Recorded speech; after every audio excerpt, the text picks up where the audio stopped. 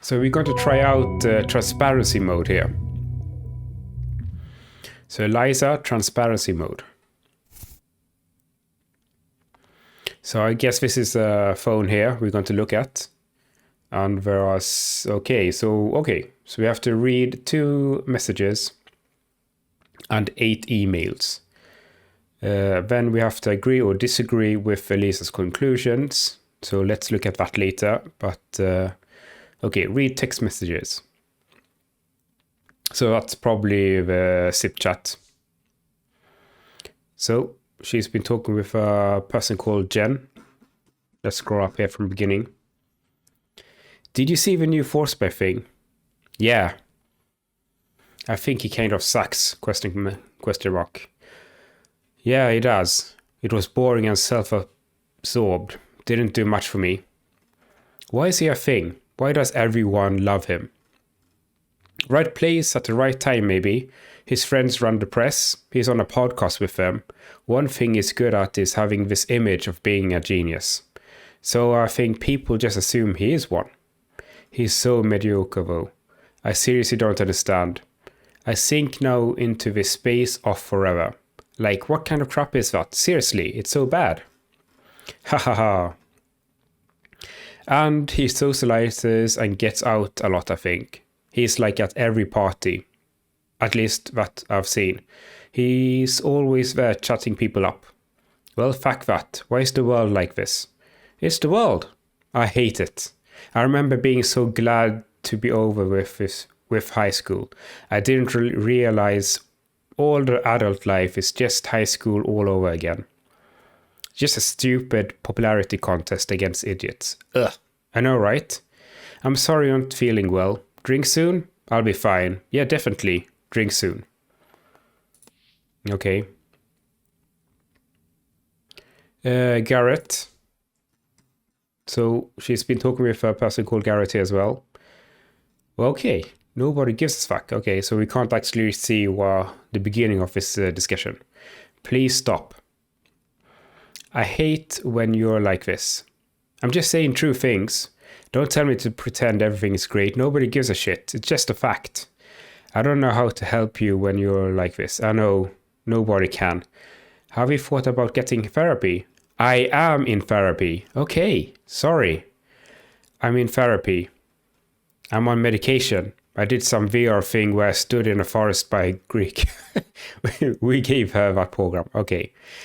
How does any of these make people care about my work?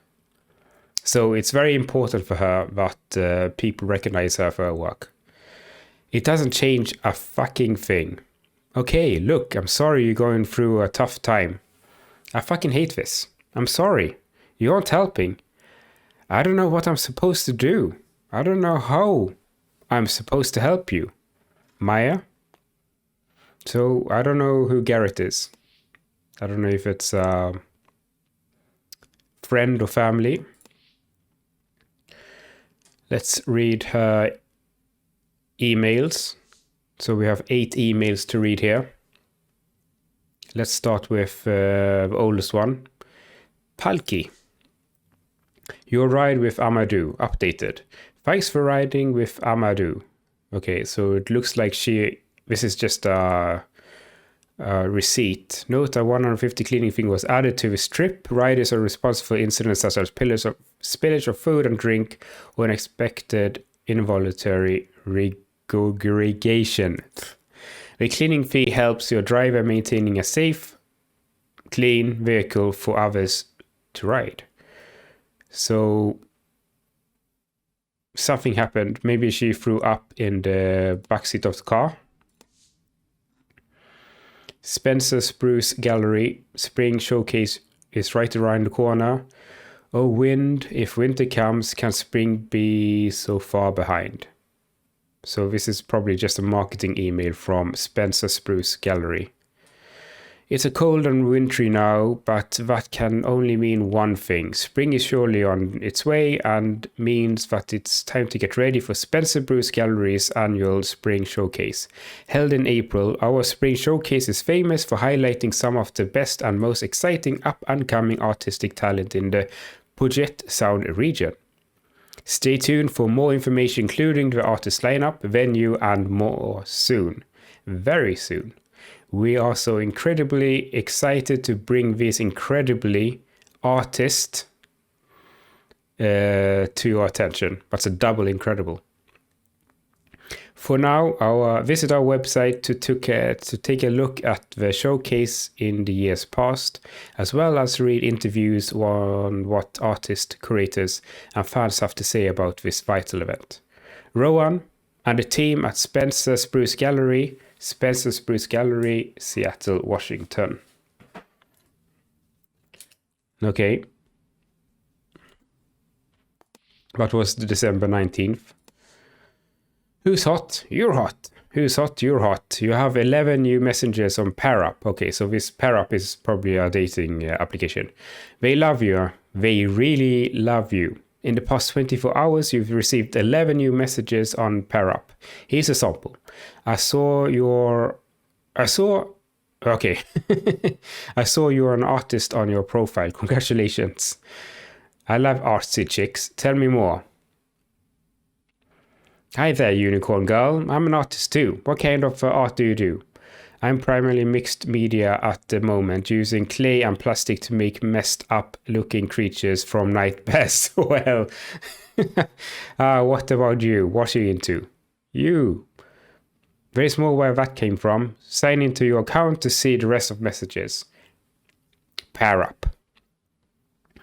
The only dating service with the wisdom engine. Submission. Thank you for your submission to the Spencer Spruce Gallery Spring Showcase. Unfortunately, we feel your work is not right. Oh, she got denied. But we appreciate your taking your time to share it with us. Okay. So she submitted her work to this gallery, but it got rejected. Francis Soltero. Saturation. Hi, Maya. I wanted to say thank you for taking the time to pitch to us. Your treatment was engaging and thoughtful. This was a difficult decision for us, but ultimately we will not be moving forward with your project. Oh, she got rejected here as well. Please stay in touch and keep us posted on what you're up to. It's always possible that we might work together in the future. I hope you had a wonderful holiday season and that a new year brings you success. All the best, Francis, Lakewood Media.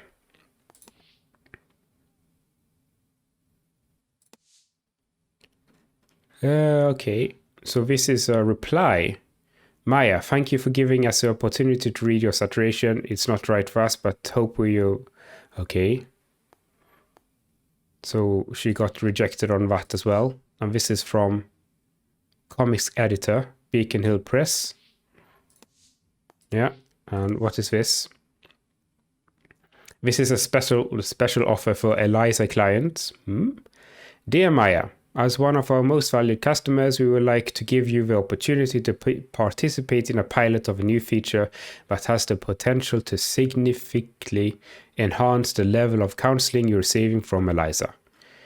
This new feature involves voluntarily granting us access to some of your accounts, such as email, chat histories. Information from these accounts is then analyzed by Eliza to provide additional insight into your personality, character, and life situation. The data is processed independently of any personally identifying information and will never be shared with other divisions of Scandia or any third party, except in the rare event that we are required to comply with a valid subpoena or other court order. For further information, including a helpful FAQ, full terms of service, and privacy policy, please visit Scandia's support portal. Okay. And the last email. Beacon Hill Press, 25% off sale today only. Maya, our mission at Beacon Hill Press is to bring readers the best national and international sequence art and storytelling from established as well as emerging artists. Over our 10-year history, we have published some of the most lauded voices in comics today, including multiple Eisner and Ignatz winners. I don't know. That's probably made up. This dedication to quality doesn't come without a cost. We are dependent upon our customers and patrons to make ends meet so that we can continue to help these crucial voices be heard. That's why today we are offering a limited 25% discount across all our titles. Visit our store page to take advantage of this offer while it lasts. With your help, we can continue to bring your today's best and most interesting new comic art. Okay, so we've read all emails. So Maya, let's look at the questions now. Okay, so Maya is unhappy. Okay, these are the conclusions Eliza did. Maya is unhappy. I think we can agree on that. Maya is attempting to become well-known. Yes. Maya's efforts to become well-known are unsuccessful. That was easy. Oh. I don't know if I like learning this much about someone I don't know. It makes me feel tired for some reason. Oh, Erland. Hey, could I meet up with you again? Like coffee maybe? Is he hitting on us? Something happened that I want to talk to you about. Are you okay? Yeah, I'm fine. Just want to ask something. I'll meet you wherever. What happened? Something at work. It's not a big deal, honestly. But I wanted your opinion on it. And I don't want to text about it. Maybe you got fired. Thanks for meeting up with me on kind of short notice. I didn't mean to worry you, it's just something I wanted to talk about. It's fine. What happened? Well, what happened was... Where should I start? First of all, Raynor wants Eliza to be more than something that's used just for therapy. We know. He sees it as more of a general system for talking to people, like a personal assistant. The counseling is just one of a whole range of apps he has in mind for the future.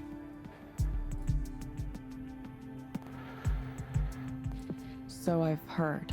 Okay, so in service of developing these things, Raynor wants us to make copies of Eliza's core data and hand it off to multiple teams around the world.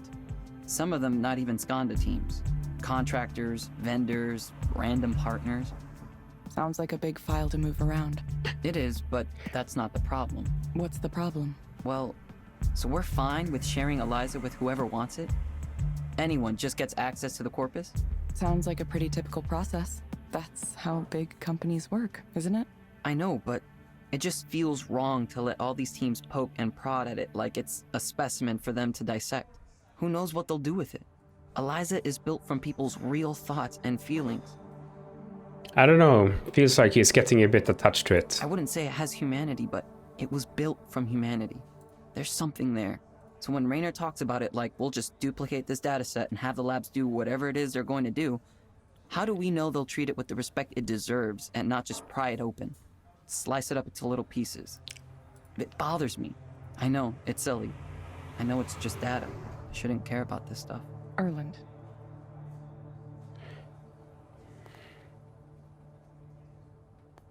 This is how things work. You know that. I know where you're coming from, though. Sometimes you grow attached to the things you work on. Like, really attached. Yeah, I've put a lot of thought and work into Eliza since I inherited it. It's natural that maybe I'm a little protective, right? I thought maybe you'd feel the same way.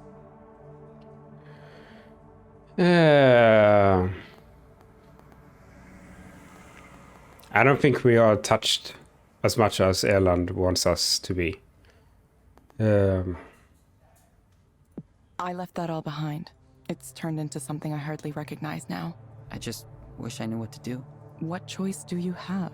I'm not sure. This is the first time something like this has happened to me. I did take an ethics of engineering course in school, but... I don't think that the course applies to this. The examples were all pretty clear-cut problems. Would you build software for a bomb? That kind of stuff. I didn't expect my personal feelings to be mixed up in it too. Listen to me talk. Eliza being special, something worth protecting. I'd be a laughingstock if I started saying those things at the office. My coworkers would say, "Come on, Erlen, stop attributing human qualities to this piece of data. It's not the same thing as real people. It's just a corpus that has nothing to do with the people that generated it. And besides, don't you want Eliza to help more people? This is how we get there." I think they are all valid points. And who am I to argue with that? These are reasonable points. Yeah. But I don't know. I think maybe something does live on. Even when you take the names out, even when you anonymize everything, people's stories are still inside there, in some form, in some way. I just want to make sure we have some respect for them.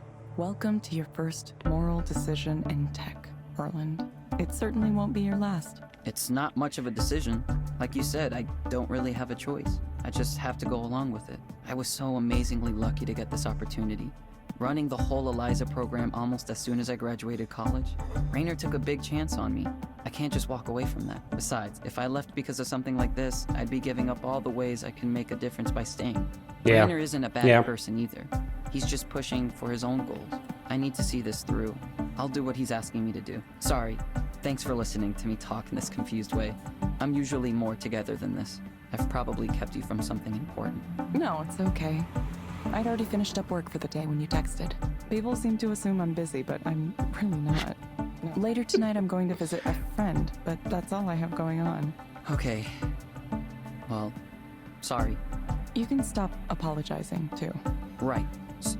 Right. Thanks, Evelyn. Well, I for one should get back to the office. Another meeting. Is it with the team in Romania? No, the Boston office this time. Ah, okay. It's late for them, so I should try to get it done quickly. Erland hurries off to his next meeting. Should I get some more coffee? Ray, how did your first transparency mode go? I was going to ask you after you finished, but I didn't see you in the office. It went fine. It seemed to go fine, at least. Yeah? There were a lot of questions. There weren't a lot of questions. I thought there would be more. Yeah, for the reason it's always very terse. And the questions are really short. I thought maybe you could tell me why, haha. This feature came after my time, so I'm not sure. If I were to take a guess, Eliza only needs human confirmation to make sure it hasn't messed up. So this is supervised learning. It's like already knows it has the right answer. Which would make it rather advanced as a system. I don't know if any other program capable of something like that. Maybe Rain is right. About what? Oh, he's very upbeat. About the laser's capacity to understand humans and act like them. I'm not sure I believe that, but I guess it's impressive in some ways. Yeah, it is.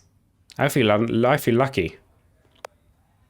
Lucky that I get to be here and witness this revolution, and lucky I got to meet you too. I really enjoyed your company the other night. Thanks for having me. Of course. Maybe you can come over sometime. Come over again sometime. Gotta run. See you soon. Okay, so we're still at the cafe. I could stand to wear something like that with a little color in it. And look at the barista. He asked for Erland's name and wrote Aaron. He could ask his customers to spell their names. I don't think it really matters, does it? I looked it up. Komerebu means the light filtering through leaves. Ah, something you can see when the sun is out. Okay, let's continue. Time to head to Nora's place. I find what looks like one of Capitol Hill's older buildings. I wonder how much longer it will be around. Lately, it feels like everything's being replaced. Hey! Sorry about the mess. A little messy, but it's not careless. But not in a careless way. Just scattered. Lots of electronics everywhere. It's fine. Not like my place is super clean or anything. Is this all music equipment? Most of it. There are some controllers I was working on too. I wanted to create this real-time control apparatus. You know, like that thing that Imogen Heap uses? Who? Who? You don't know who that is? Okay, I'm totally going to show you some videos later. I wanted my version to react to changes in my body temperature too, so it could get more excited as the set went on. Oh, Or okay. maybe it would really get going if I had a fever. I like that idea. Turning sickness into art. Do you want anything to drink? Or I could set up a basic patch on the Euro rack for you to play around with. Okay, sure. Are you nervous? I think the best way to learn music is just diving in, all the way. If you're willing to experiment and play around, you will learn so much.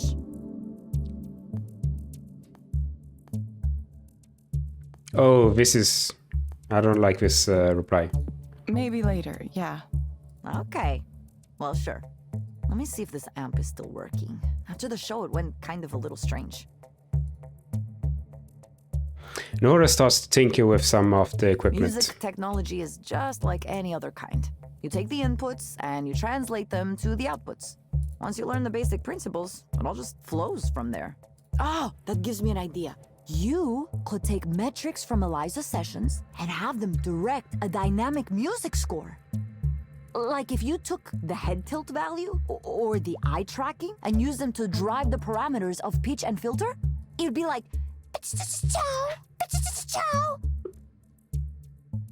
That doesn't sound like something a counseling client might want to hear. oh no, I didn't mean for the client to listen to. I meant it more like if you were going to make like a performance art piece based on a person in counseling. You know what I mean? I think I do. I miss having access to those cameras and sensors. I should have kept some instead of returning them to Skanta. Like Evelyn is very low beat with her I bet answers. those components would have enjoyed being liberated for the purpose of art, It's like, instead of being used to degrade our humanity one little bit at a time. You don't like where things have gone? I'm worried, Evelyn. Sure, maybe this huge database of people's deep, dark secrets is going to be used 100% properly. Maybe it will always be kept completely safe, and we can completely trust Skanda to do the right thing, now and in the future. 10 years from now, 20 years from now, 100 years from now. Sorry, I know you still might work there. I just have so little confidence in these big tech companies right now. They act like they have all the answers, instead of listening to people's concerns. And if you ask them why they aren't listening, they can't even explain the reasoning in a clear way. They just want to win. You've been a proxy for a while. I bet you've already seen some privacy mistakes. Or at least some things that made you think.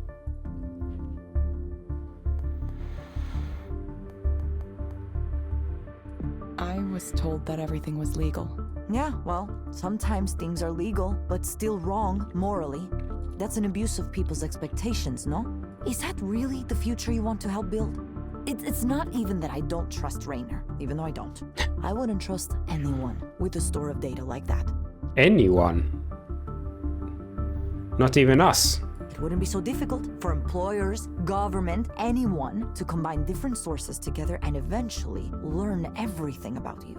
Everything. They'll know your face, your body, your medical history, and now everything you told the counselor in private too. It's kind of like a nightmare to imagine it. That's why I left. That's why I thought it was important for me to stop making a contribution to something like that. Okay, so we start to understand her reasons to leave. Okay.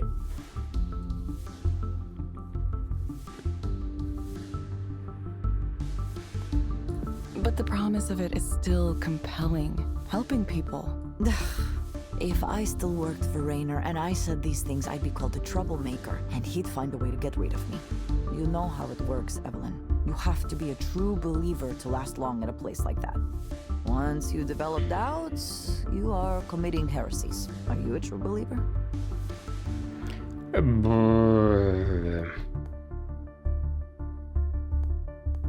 Probably not. He said something strange recently. He thinks Eliza could be the base for some kind of general artificial intelligence. No. Strong AI? Really? Ugh, there's something about the books these guys read, the conferences they go to. Everything is so totalizing, so utopian. I think it messes with their brains. I don't think you could spend longer than a few days in a tech company executive suite before you completely lose touch with the real world.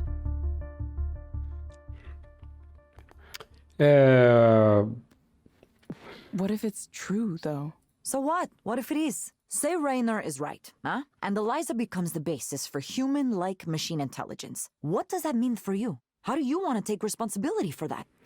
These deep questions. Okay, I need a drink now. Hold your thought and let me make drinks. You like absinthe, don't you? Oh, geez, that's really strong. I think I do. Maybe. You'll like this. Like, Nora busies herself in the kitchen area, making drinks, humming to some kind of tune. Okay, so we can look. We can look around in her flat.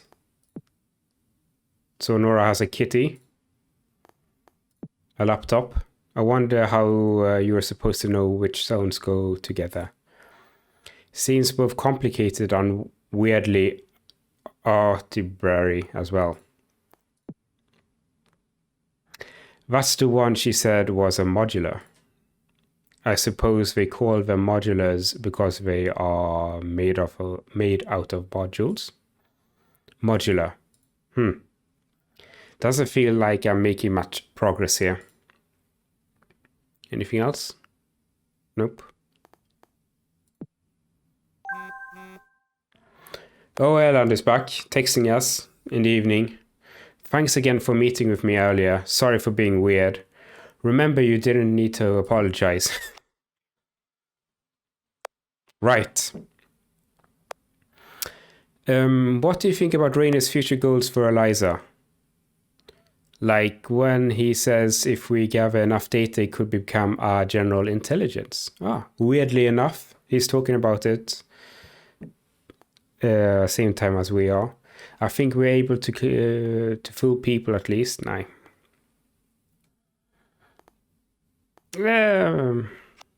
that will never happen in the foreseeable future. Rainer is smart, but he doesn't quite understand the technology and its limits.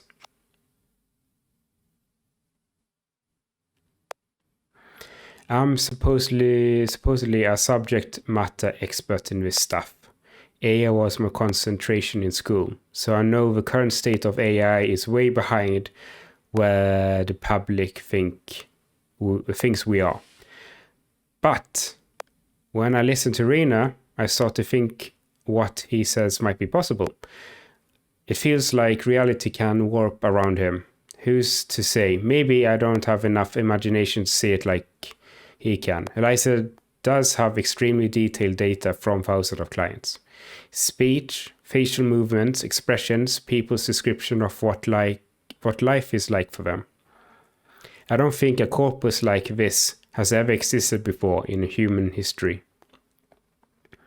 But we're adding to it. But we keep adding to it, and it keeps getting better.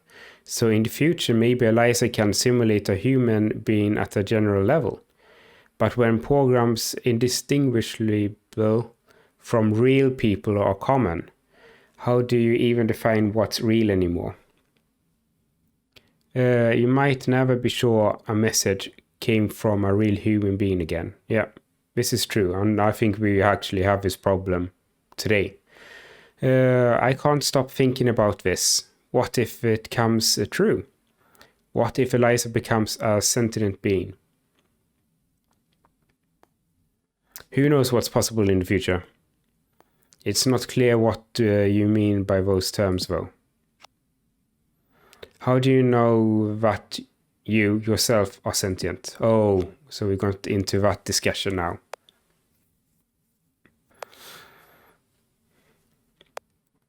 Haha, I don't know. That's a good question now I think about it. I could say I feel conscious, if I knew what that meant. But what's to prevent me saying I feel conscious, even if I'm only providing responses I think you want to hear? What if my consciousness is an illusion I experience? Oh my god. Yeah. I had not considered this. Haha. Wow. This is blowing my mind a little bit. Sorry. No, it's fine. What an odd notation. Thanks for not minding chatting about this. I don't mind. You sure you don't have any technical questions, though? This is more fun. But you're right, I might be getting a little ahead of myself. Sorry for texting so much. Erland? You saying sorry again? Yeah, right. Whoops. Thanks for listening. You're welcome. Hey, who's that texting you so much? Has Evelyn found a special friend?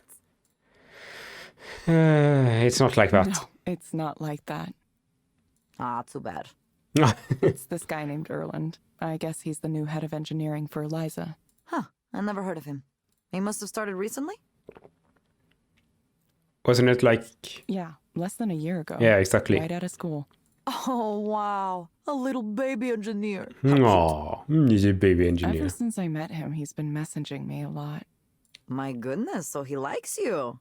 I don't think it's like that. No? Isn't that the textbook case of liking someone? Lots of messages all the time? It's really more like he needs some kind of mentor figure. He Oh. reminds me of how we were when we graduated. Unsure what to think about the decisions these companies make, how they're made.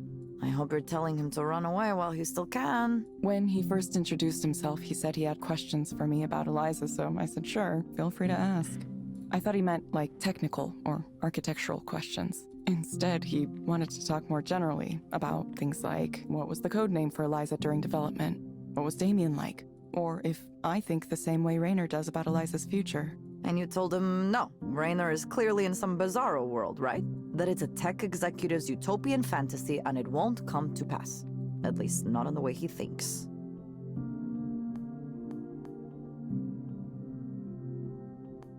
I tried to encourage him to think for himself. Ah, Evelyn. I could see what this is really about. What is it really about? Look, I don't know much about the motivation in your life, but if it's truly your desire to continue to improve Eliza, then you should go for it. Is it though? Go back to Skanda headquarters and work for Raynor and earn a big salary. At least you know what you're getting into. Everyone is telling us to do You this. will be surrounded by smart people and advanced technology. It would be nice. I understand it. And while you're in that position, maybe you could develop some kind of next level AI. Who knows, right? It's only that I can't imagine your technology will only be used for good things. Maybe Raynor promises that it will be. But do you trust him? What about the person who comes after him? What if the company merges with another one and the leadership changes?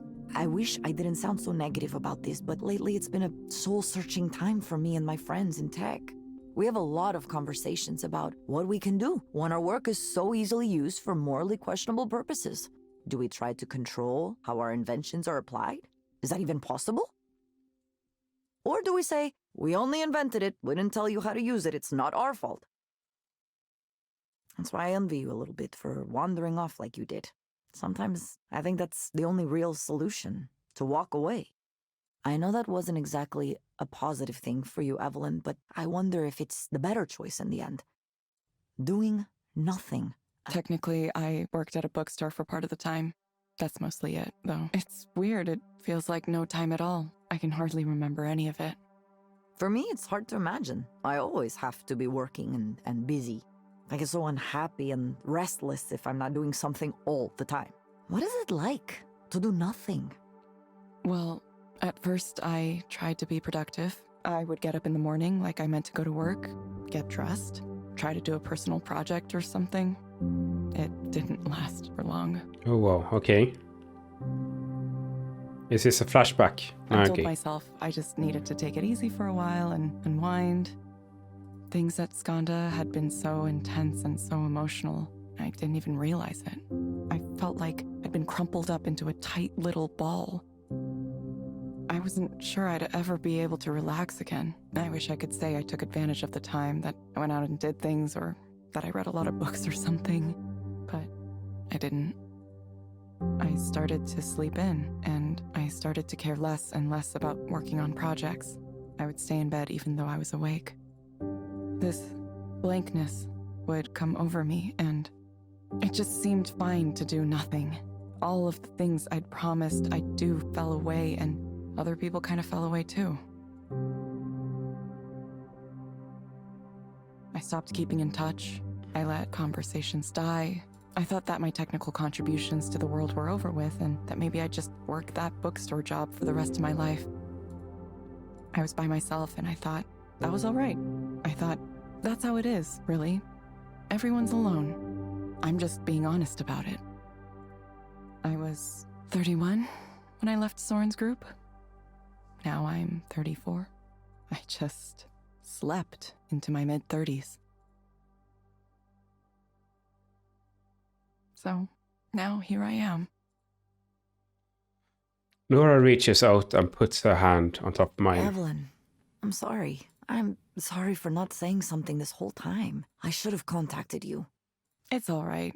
You had to live your own life, right? You notice someone isn't posting and it's just like, maybe they're taking a break. I understand. Well, I hope you feel better now. I suppose that sometimes it takes a while. Maybe. I don't know what to think anymore. I'm not even sure I know how to think anymore. Then forget it for now. Hey, Evelyn.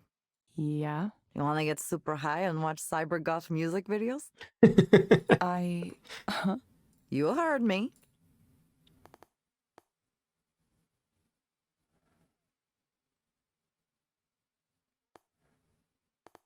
Yes. Yes, I do. I knew you were a woman of refined tastes.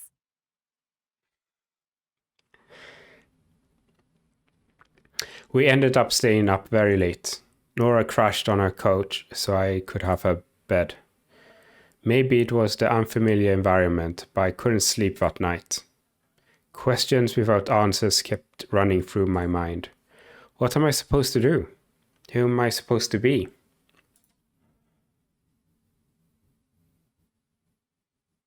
Chapter 5.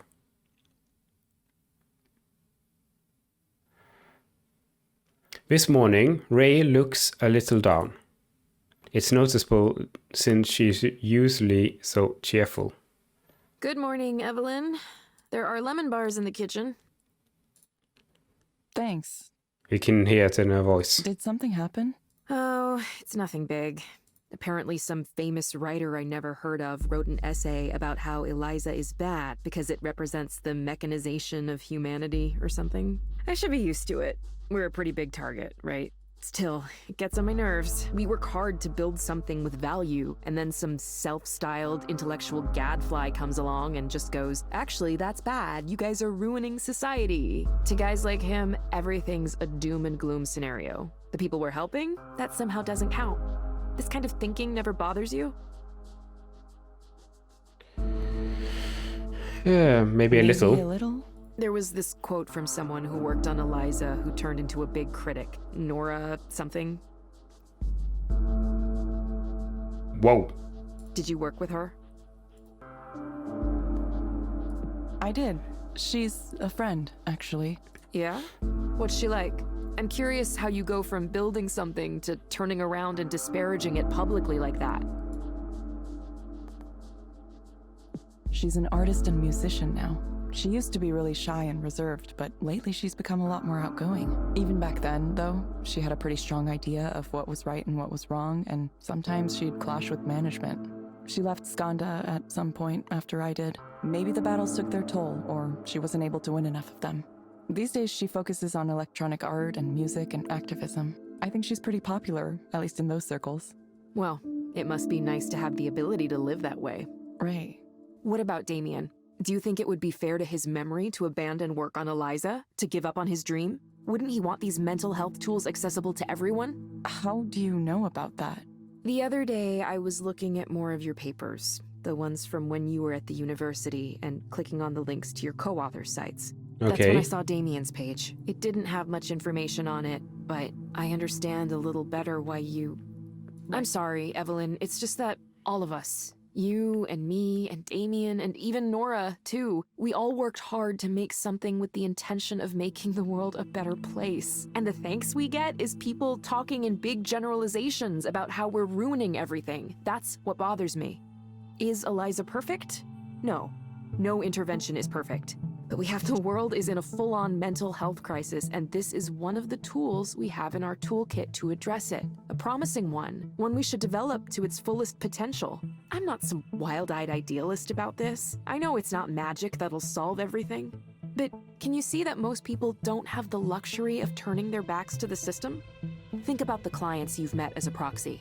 Would you tell them to not take the medications that help them be functional because the pharmaceutical industry has questionable ethics sometimes? Would you tell them to stop coming to therapy because what they should really be doing is completely changing the way our society is structured? Sorry, I'm ranting. I'd rather do something that can help people here and now, even if it ends up being a small step. A small step. For some reason, those words echoed in my head. A small step. Eliza helped me, you know? It really did. I was one of the first clients. Originally, I was just supposed to be testing it, but I remember once I was talking about my brother and how much anguish he was causing me and my family. And listening to myself, I realized just how many expectations we had for him. Sometimes unspoken expectations. Ever since then, I've been thinking about that. How the story was always about how he failed us. But what if we failed my brother too? I guess what I mean is, sometimes when we talk out loud and give voice to our problems, we can hear ourselves too. That's why I won't give up on this approach, no matter what anyone says. Pundits, critics, former employees, even you, Evelyn. I'll understand if you don't want to work on Eliza anymore for whatever reason. But, I think what you created has value. And I'm gonna continue to do what I can to make it accessible to those who might benefit from it. Ray takes a deep breath and smiles. Don't mind me. You should get to your session. By now, I'm slightly late for the next session. Hopefully, the client doesn't mind.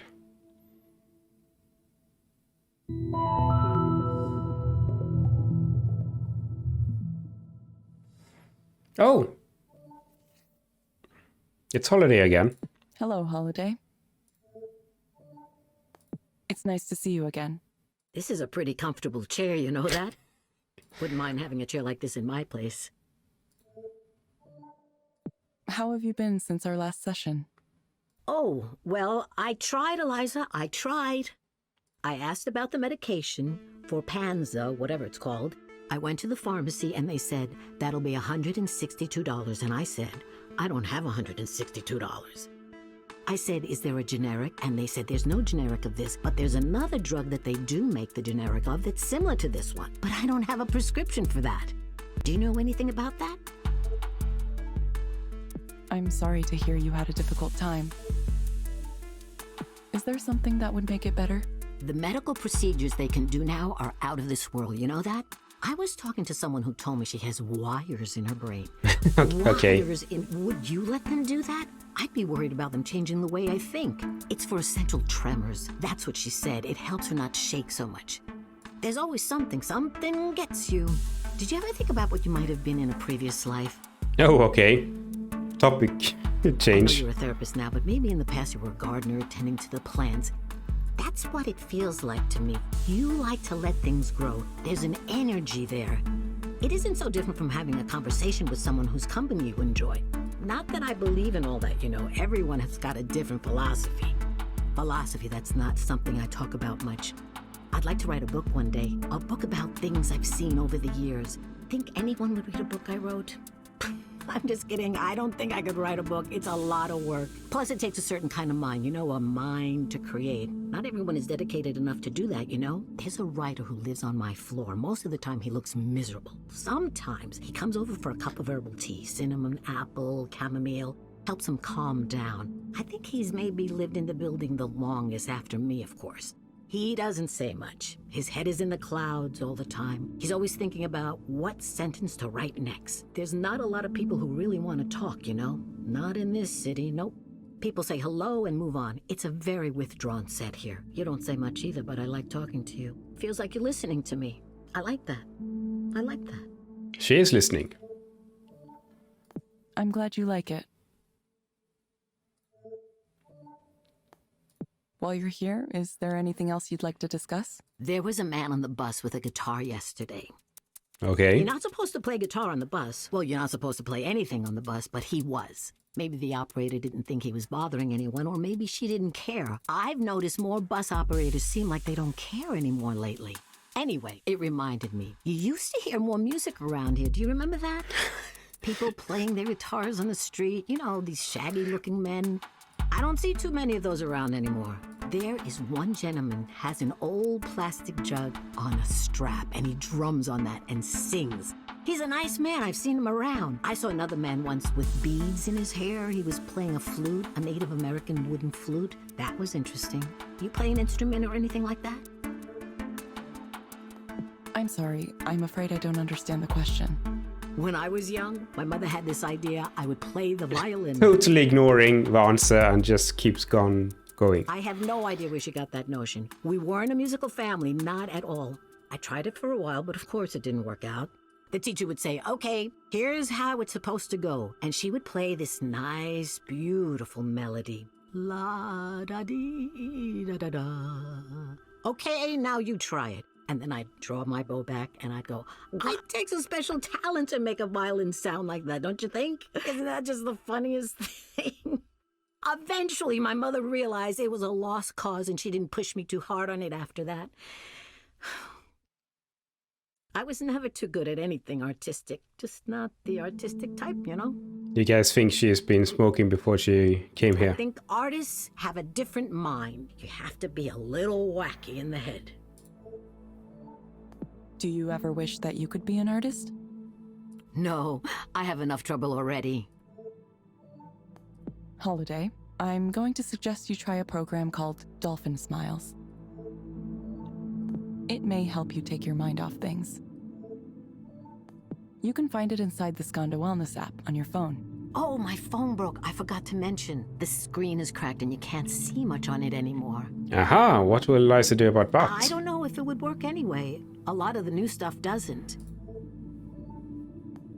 That's okay. You can also access the program from a desktop computer. Simply log into the Skondo Wellness portal from the website. Oh, well, then I'll just have to go down to the library at some point.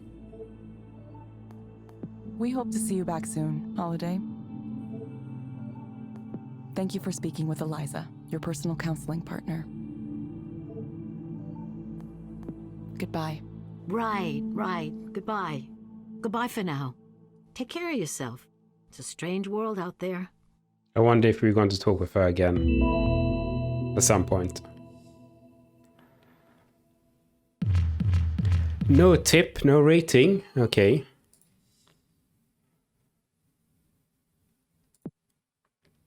Hang in there, friend. Hope this air isn't too dry for you. On the couch, it seems like she just wants to tell stories, yeah. Maybe it's difficult for her to find people to speak with these days. Whoa.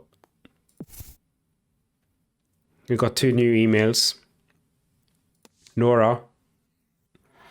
Okay, so Nora sent us an email here. Wow, this is long. Okay, let's see if we can speed through this.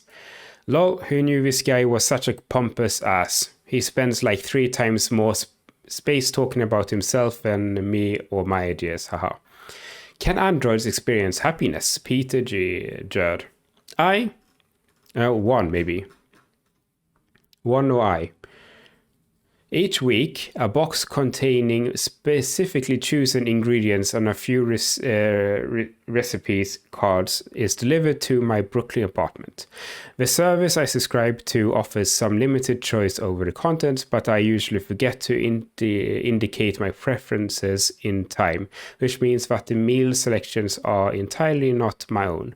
I don't mind this, even as the service seems to ship one more artisan quinoa bowl after another, because it saves me the effort of having to think about and pick out items at the supermarket, where my eyes would glaze over at the mountains of functionally identical apples, potatoes, or eggs.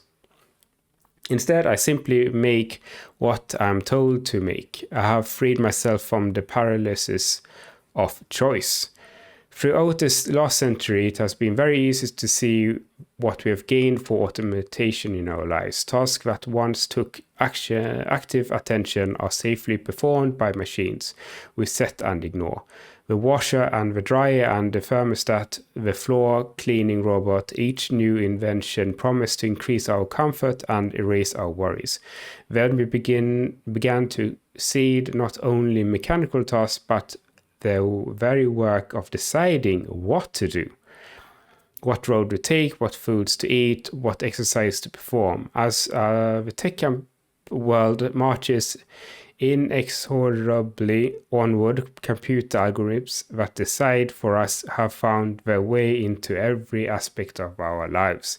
A few months ago, when I was going through a difficult spell, I made an appointment to speak with Eliza, a counseling program purposely driven by some of the most powerful artificial intelligence algorithms ever applied to the human condition. Used by tens of thousands of people already, Eliza's low cost and easy availability brings to mind a troubling era that psychologists and psychiatrists involved in traditional counseling may soon be as morbid a career as clerical or manufacturing work. 2. Oh, Jesus. Eliza itself is pleasant enough. Seated in a darkened room, I spoke with another human being who appeared to be attentive to my all too human concerns. This human, however, was only following instructions from the computer program telling her what to say and what to do at every moment of our conversations. SCADA calls these contract employees proxies, though puppets came to mind as a more appropriate term. Throughout our stilted conversation, Eliza kept prompting me based on words in the last few sentences I said, bringing to mind unfavorable comparisons to other virtual assistants on the market today.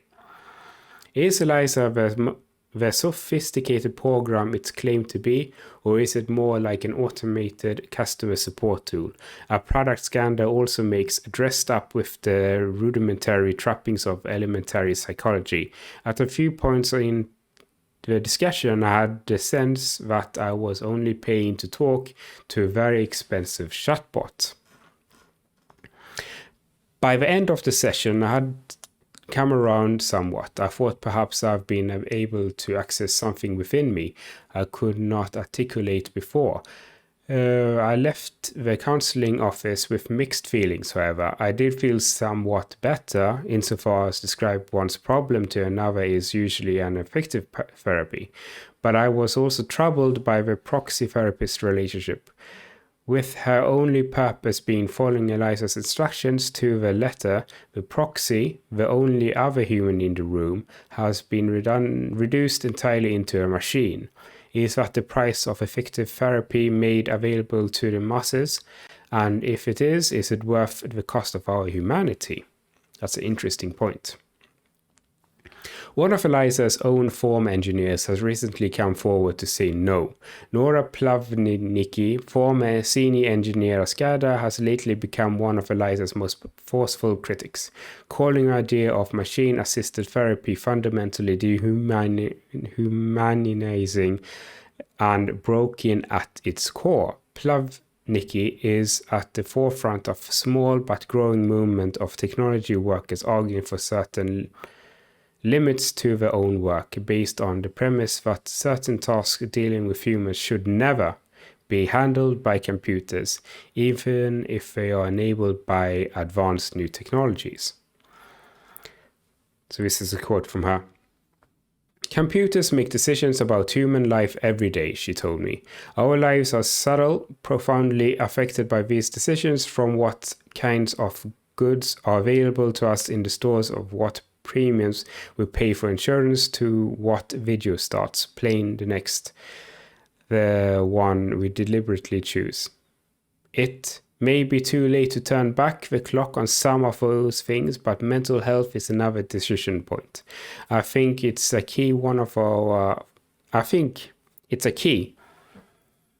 for one of us as species. Are we really willing to turn over our mental wellness to computers after all the things we've given up? It's still within our power to choose to go a different path. Part 3. Back at home, surrounded by machines developed to free me of the feelings that seemed hound me every day. I opened my latest meal kit. It contains instructions on ingredients to make a Mexican-inspired guino bowl with avocado, squash, and farmer's cheese. Sounds just fine, I think. And I go bustling around the kitchen, following the letters and instructions on the glossy recipe card. Well, okay. But it was a lot of text.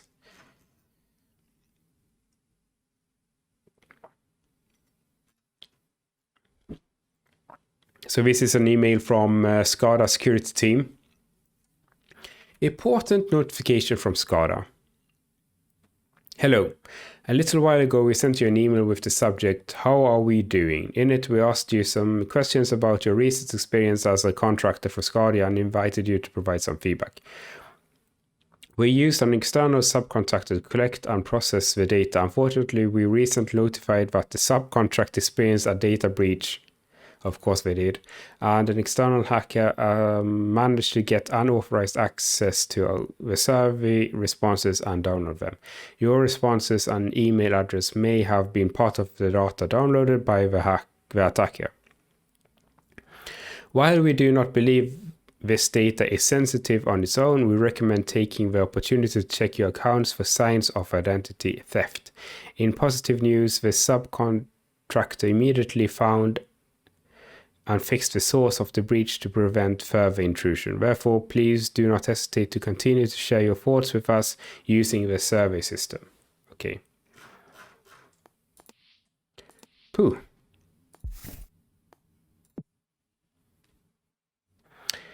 It looks like you have another transparency mode lined up. Oh, wait a second. This is for who I just saw. Did she agree to participate at some point? I hope she understood what she was allowing.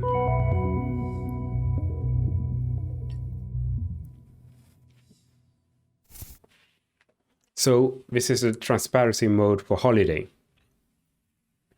2 text messages, 8 emails. Okay, let's go with the text messages again.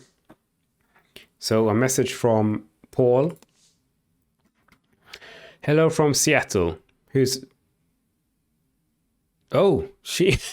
She wrote to Paul. Hello from Seattle. Paul answers, who's this? It's me, Holiday. Oh, how are you? I'm out of money. Probably going to get kicked out soon and nowhere to go. You wouldn't have it in your heart to help out an old friend, would you? Okay. So she doesn't have any money and she's sending messages to old acquaintance. I'm here. Who are you? I don't see you. I'm by the statue. Which statue? Looks like a lady. There are a lot of statues that looks like a lady. It's a cemetery. Wait, I see you. And she met a person called Villa. Okay, and emails here. Register your account to your holiday.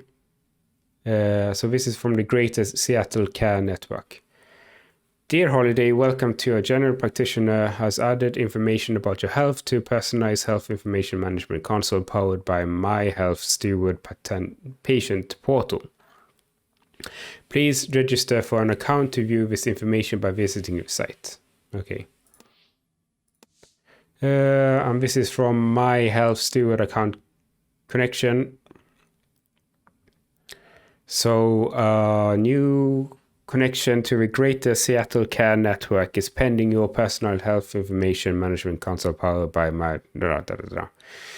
To best protect your privacy and in order to ensure that patients' records are being provided only to individuals requiring this connection, we ask you to update your personal information section in the portal with correct information if you have not already done so, including your first name, last name, date of birth, social security number. You can then request a new connection by completing the following step. Okay, log in, and select my account, right? From the top drop-down menu, select connected organizations. You will be taken to connections management page. Select the existing pending connection request with the Greater Seattle Care Network. Click the drop-down and click delete. Confirm the deletion of the pending request. Okay. So these are just steps on how to select a new connection. Okay. Electricity bill overdue noticed. Okay. A payment of $204 remains outstanding on your account. Failure to pay outstanding amount with 3 days reminder will result in a late payment fee of $15 being applied to our next invoice. So she has a late bill. And this is rose water, and she probably has a gambling problem. Special days for senior VIP members. Okay. Get in mood. You deserve a full treatment at the Rose Water Hotel and Casino. Don't miss out on this credible offer. And this is Villa. I'm sorry, Mom. We are really struggling ourselves. And Villa... Wait a minute. Oh, okay. So Villa is her daughter, maybe. And this is pay $0 for 40 San Jose. Take advantage of our new offer to pay as little as... so this is like a medication email. Dear Holiday, still suffering from chronic joint pain, muscles. Take action and talk to your doctor about getting prescription to 40 Plan HC. I. Okay. Marketing about drugs. Building management, notice of late rent. Okay, apartment 608. So she was late with the rent here.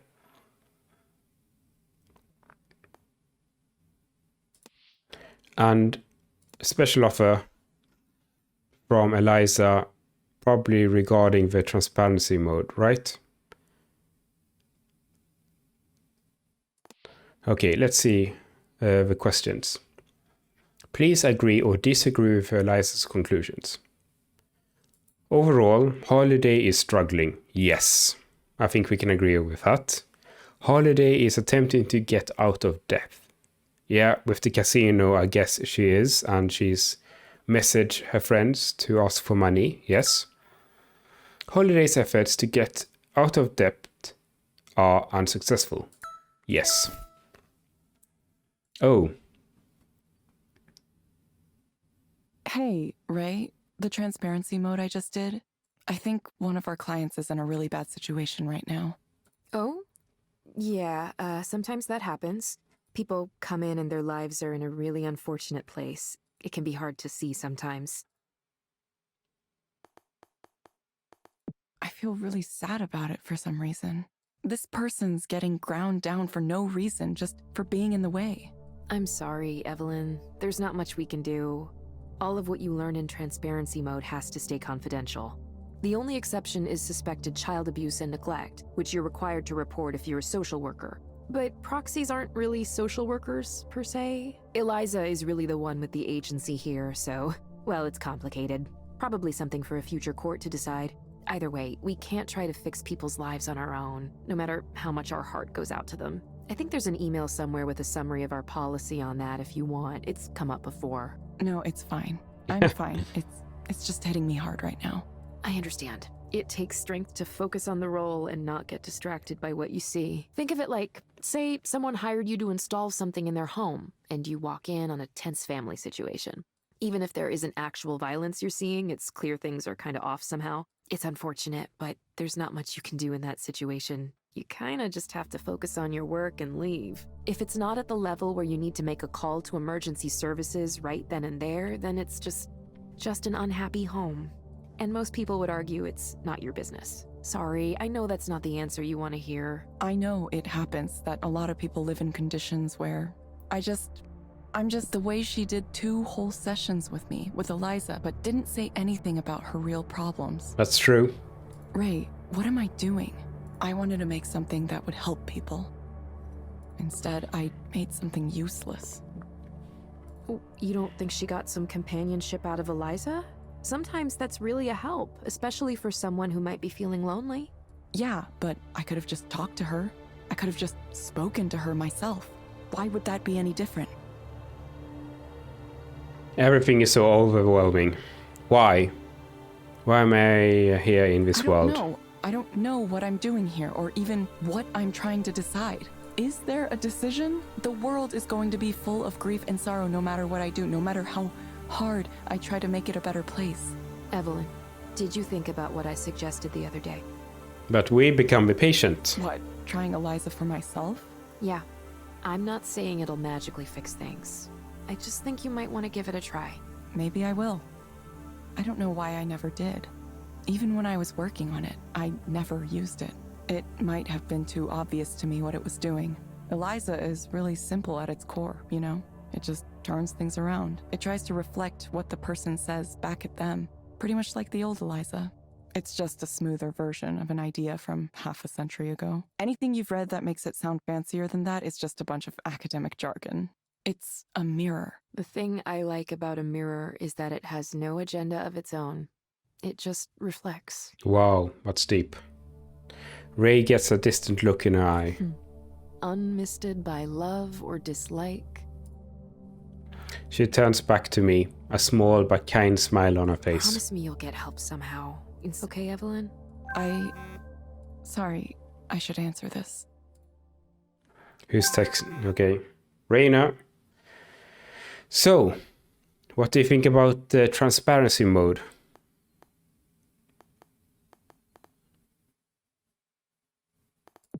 It's fine.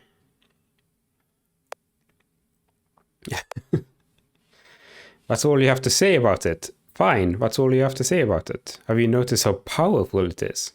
Eliza is now capable of rapidly analyzing the content of a single device and accurately inferring the whole overall life situation of its owner.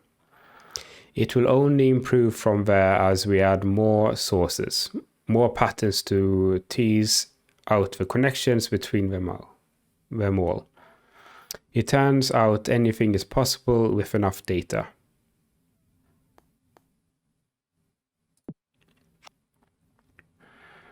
Is this why you hoard it all? Let me amend my previous statement. Anything is possible with enough high-quality data. There is an unlimited quantity of uninteresting information, but a small amount of certain specific data can be of almost incalculable value. Telling one from the other is the difficult part, don't you think? There is one more thing I'd like you to see. After that, I'll meet you in person again. Okay. Let me guess. Messaging with Rainer again? Sorry, I didn't mean to interrupt our conversation. I always feel like I have to answer him right away. I would too. Are you kidding? I totally understand. I guess I'm going to be headed downtown to meet with him again. Summoned from on high. I have something to ask, Evelyn, and it's okay if you say no, but whatever you end up getting involved in, I hope you'll stay in touch with me. You're a really cool person, and well, that's all. I hope you find the future you want.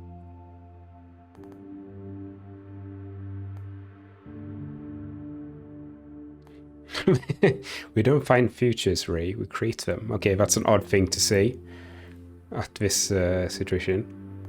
Me too, Ray. I really hope I do. Ray nods, but doesn't say anything. I notice her eyes are starting to become very watery. She turns away abruptly, heading back towards the office. I hope I didn't upset her somehow.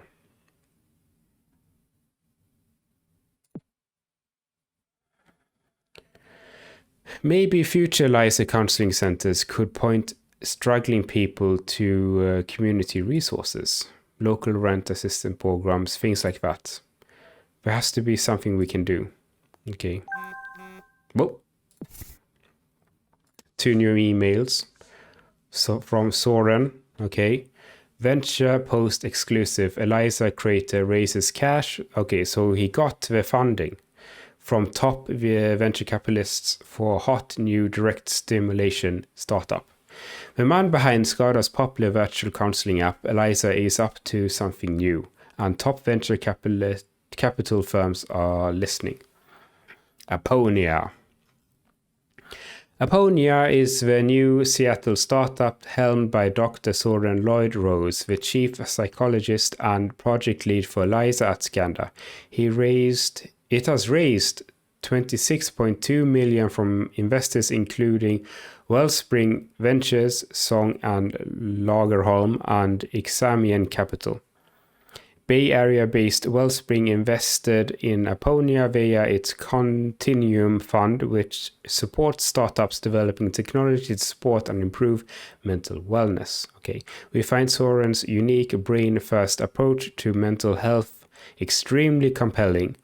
Walter Rokic, partner at Wellspring, told Venture Post he's already defined what it means to seek support for mental wellness once. We think he'll do it again. Aponia isn't revealing details about its technology yet, but Lloyd Rose himself said that he would be revealing something more detailed soon when he announced the venture at One Mind 2.0 last month. The technology is real and working in a prototype form already, he said. And we have a meeting with Rainer today, 4:35 p.m. Our car will pick us up. Okay.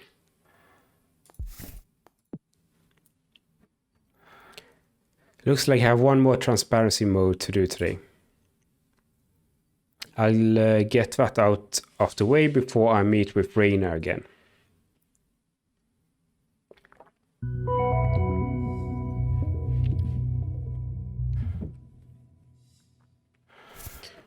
Okay, so we have 5 emails and we have 4 text messages. Jesus! It's Soren. Wow, okay. Did he opt in to do transparency mode? Okay. So let's read the text messages first. Wait. Should we look at the camera? Okay, we can't.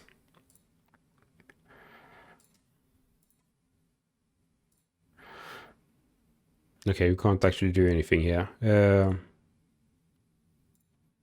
Okay, let's look at the messages. So Nora, he has texted Nora.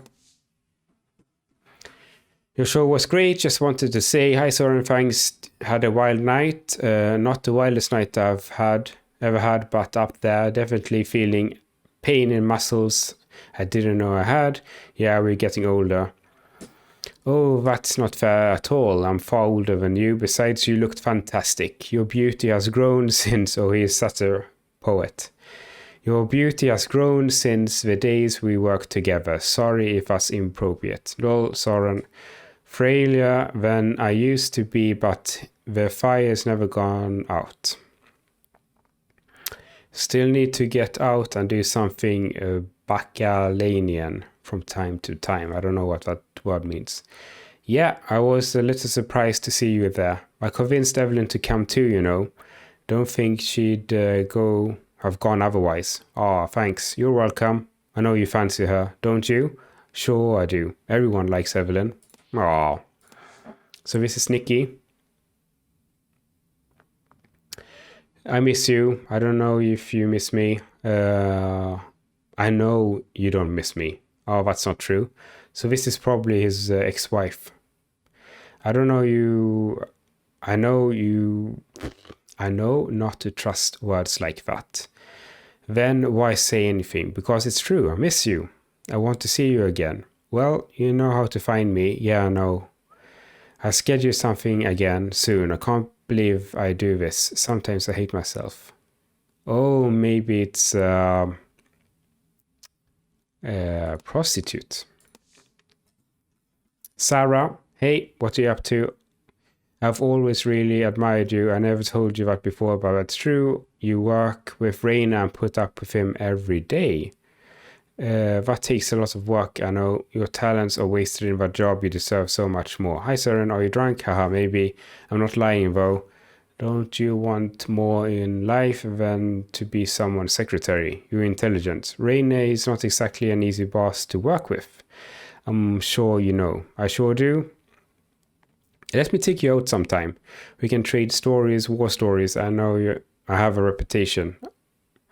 But that's with people I don't respect. I respect you. It's different. Ask me again when you're sober. Okay, I will. Drunk texting.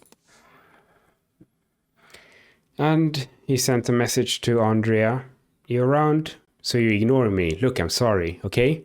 I've been under a lot of stress. These business fucks are driving me crazy. I should have realized they just grind you down. Okay, and then we have emails, concerns from a Don Gessler. Søren, the problem here is not what you think impairs you. You've clearly demonstrated to us that whatever your process is, it's working and generated great results. What we're concerned with is optics, really. How it would look to those on the outside if it were to become known that there is a drinking culture or something similar at Aponia. Okay, Søren likes his whiskey or scotch. You know as well as we do how rumors and hearsay can spread out of control and ignite a firestorm on social media, which is something we are keen to avoid.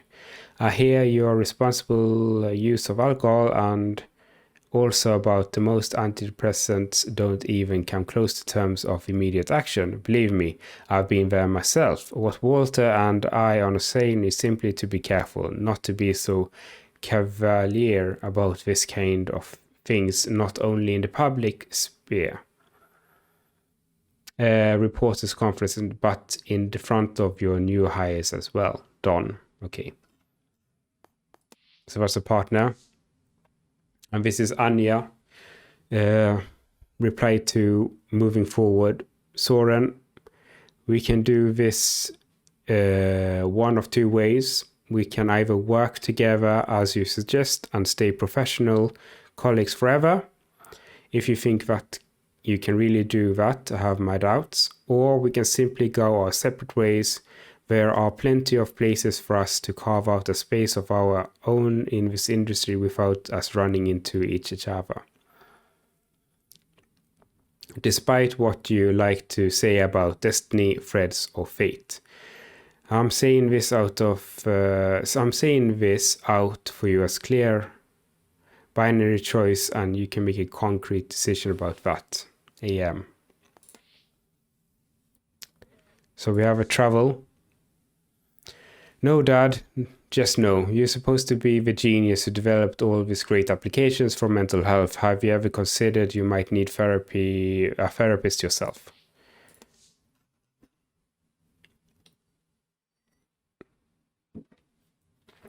What can we do about this? Dr. Lloyd Rose, I understand that you had some concerns around the way your interview went on MSNBC and Microsoft NBC last week. Reviewing the footage, I believe there are a few successful tactics we can deploy to mitigate the potential negatives and ensure that you receive only the kind of attention you're interested in getting going forward. I'm hoping that you might be able to take some time out for your, not a doubt, very busy schedule to sit down with us and solidify a strategic communications plan for you and Aponia. including key messages, reputation building activities, and executive media training. With a strong plan in place, there is far less chance of being ambushed by the media.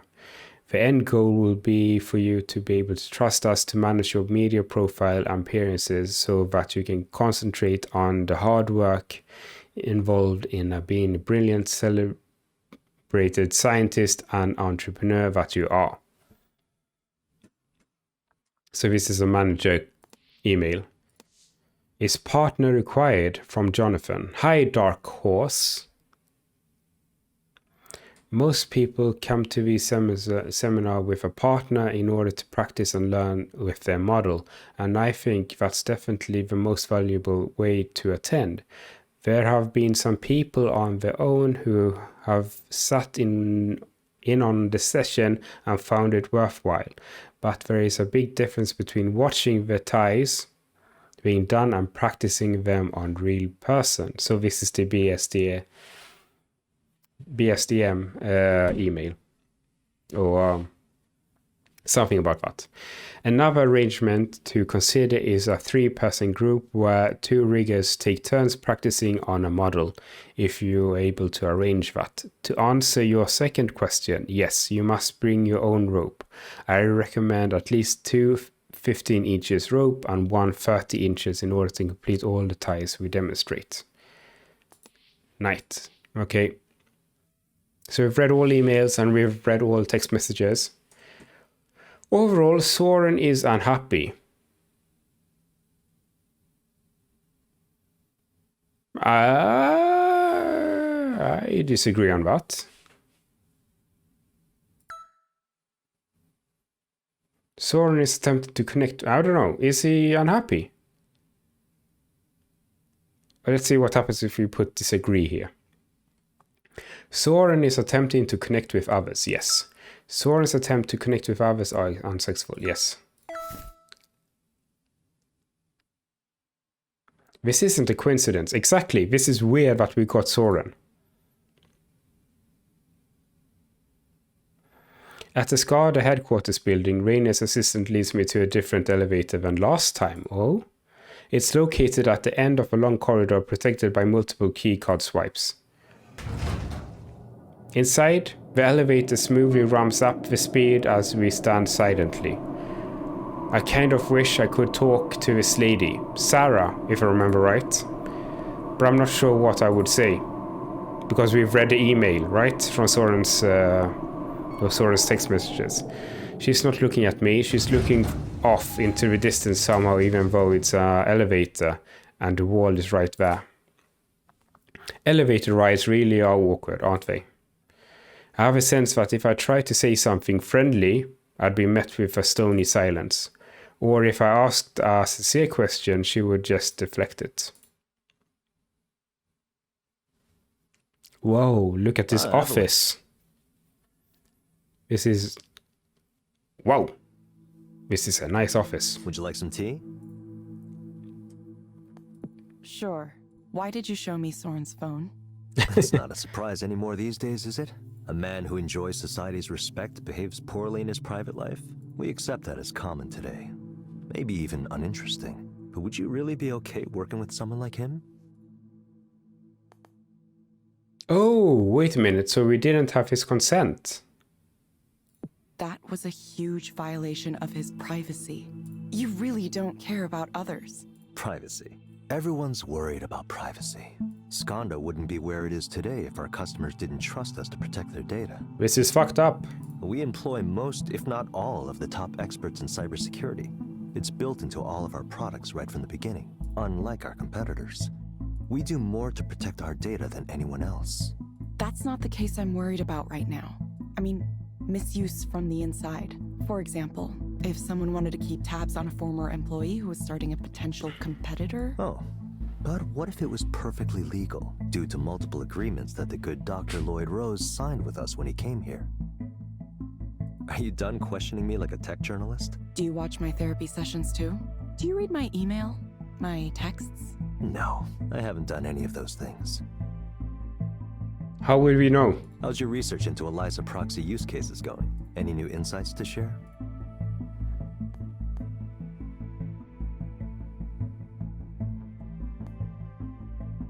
I think you could stand to treat your contract workers better. Have you felt underappreciated in the role of proxy? An interesting, if unintended, outcome of your research. I heard Soren gave you a demo of his direct stimulation machine. How's he doing now? All on his own? You should know, you've read his phone.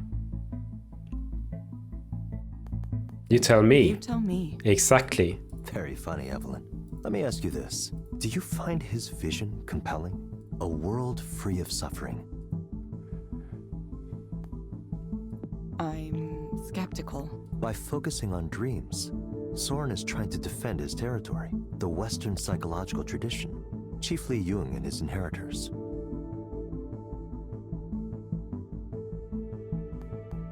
I'm not familiar with it. Well, there's no need to be. It's just a bunch of unverifiable ideas. Let's be honest. What has this field actually accomplished? Soren used to try to argue with me about this. He would claim that traditional psychoanalysis has helped thousands or tens of thousands, even millions. I would never dispute that directly. Instead, I would only add that professional psychics and astrologers have helped millions too. Tarot cards help people all over the world every single day. That doesn't mean it's a science. Wow. But if it helps people, isn't it a good thing? Yes, that's exactly what he'd say. Not only did he believe psychotherapy was worthwhile, he also thought the mind was fundamentally irreducible after a certain point, as if there was some undefinable, ineffable soul inside every person. It's all part of his silly, syncretic New Age belief system. Amazing he's held on to that for so long. I keep an open mind, but saying that something can't be represented with numbers requires a high burden of proof. After all, numbers have been used to represent so very many things. Consider the example we spoke about before, a poem. Could you evaluate a poem using numbers? The answer is, of course, yes. Well, he wants to create an AI that writes poems. Poems are either good, mediocre, or bad. It's entirely possible to create a heuristic that reflects the difference. By aggregating a large enough sample size, we remove localized biases. It would work the same way Eliza does.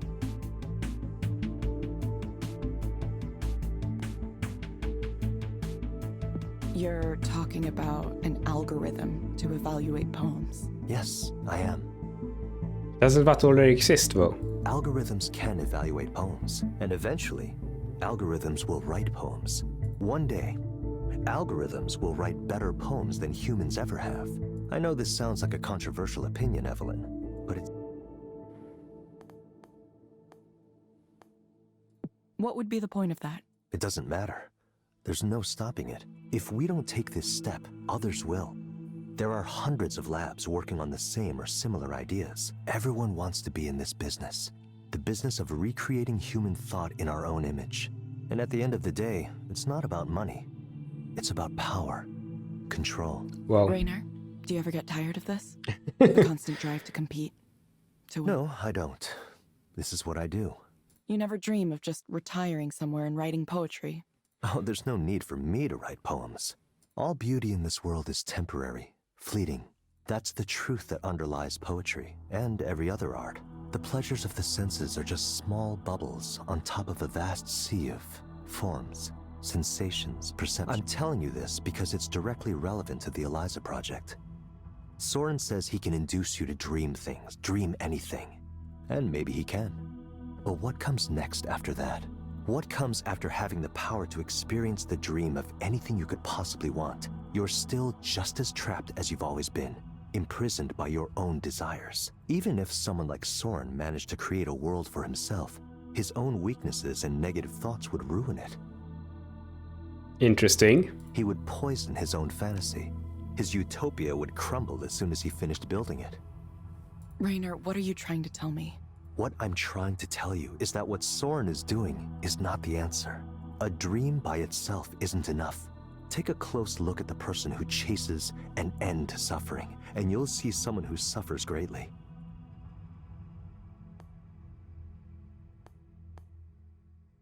Maybe not, but it can be a start.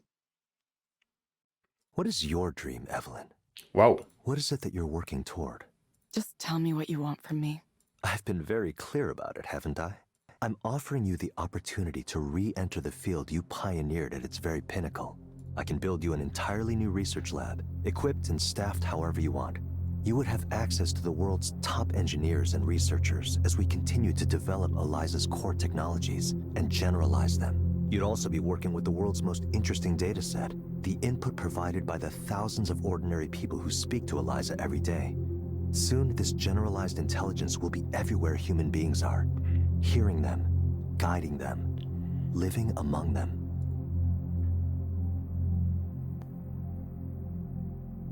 You and Soren have more in common than you'd want to admit. You think we're both grandiose? Soren's idea isn't grandiose at all. It's small and unimaginative. Think about the vision here.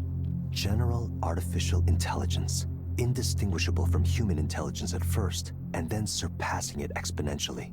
It's nothing short of the creation of a new type of organism, a new type of life. And you, Eliza, could be at the very center of it.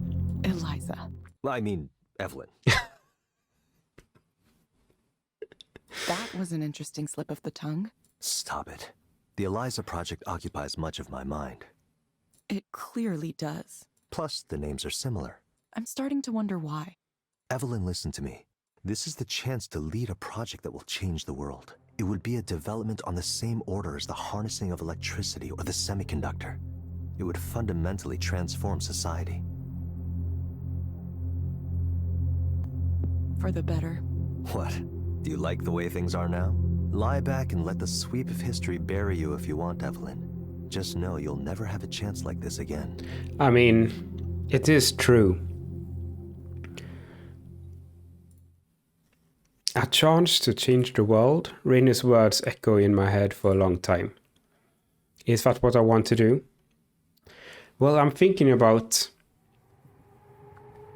if we don't do the job or take the job, then someone else will. So if someone else is, maybe it might as well be us. Okay, so we're on the train again. Same route, different reason. Okay, feels strange. See swiping and tapping with a specific rhythm. Must be playing some kind of game. And this one. She looks tired. I'm tired too. It's been a busy, difficult few weeks. I hope I come out of this with a way forward. So this is a safety reminder here from Ed Park. All yesterday there was a minor incident at the Bellevue offices during an Eliza session. A client became agitated and began to shout angrily and verbally berate to the proxy. The session was halted, security was called, and the man was escorted from the facility, luckily without further incident. I wanted to give special kudos to Ray Bukhari, manager of the Bellevue office, whose fast actions and people-handled skills helped to resolve the situation quickly and quietly. Now is a good time to remind everyone that as a service provider for mental wellness help, we are under constant scrutiny from watchdogs, organizations and media. It's not exactly fair, but one single mistake is enough to generate an entire negative press cycle around our company.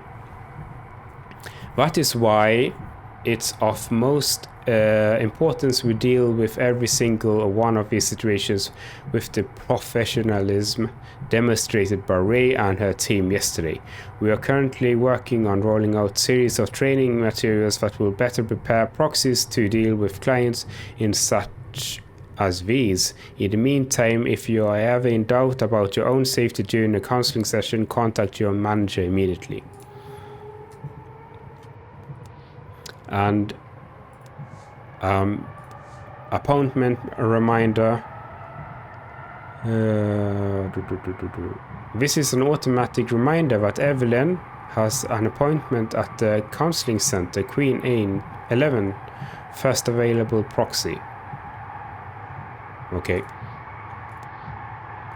So before I continue here, I'm just going to go and grab some more water. So I'll be right back. let's continue. I can't believe I'm going to do this.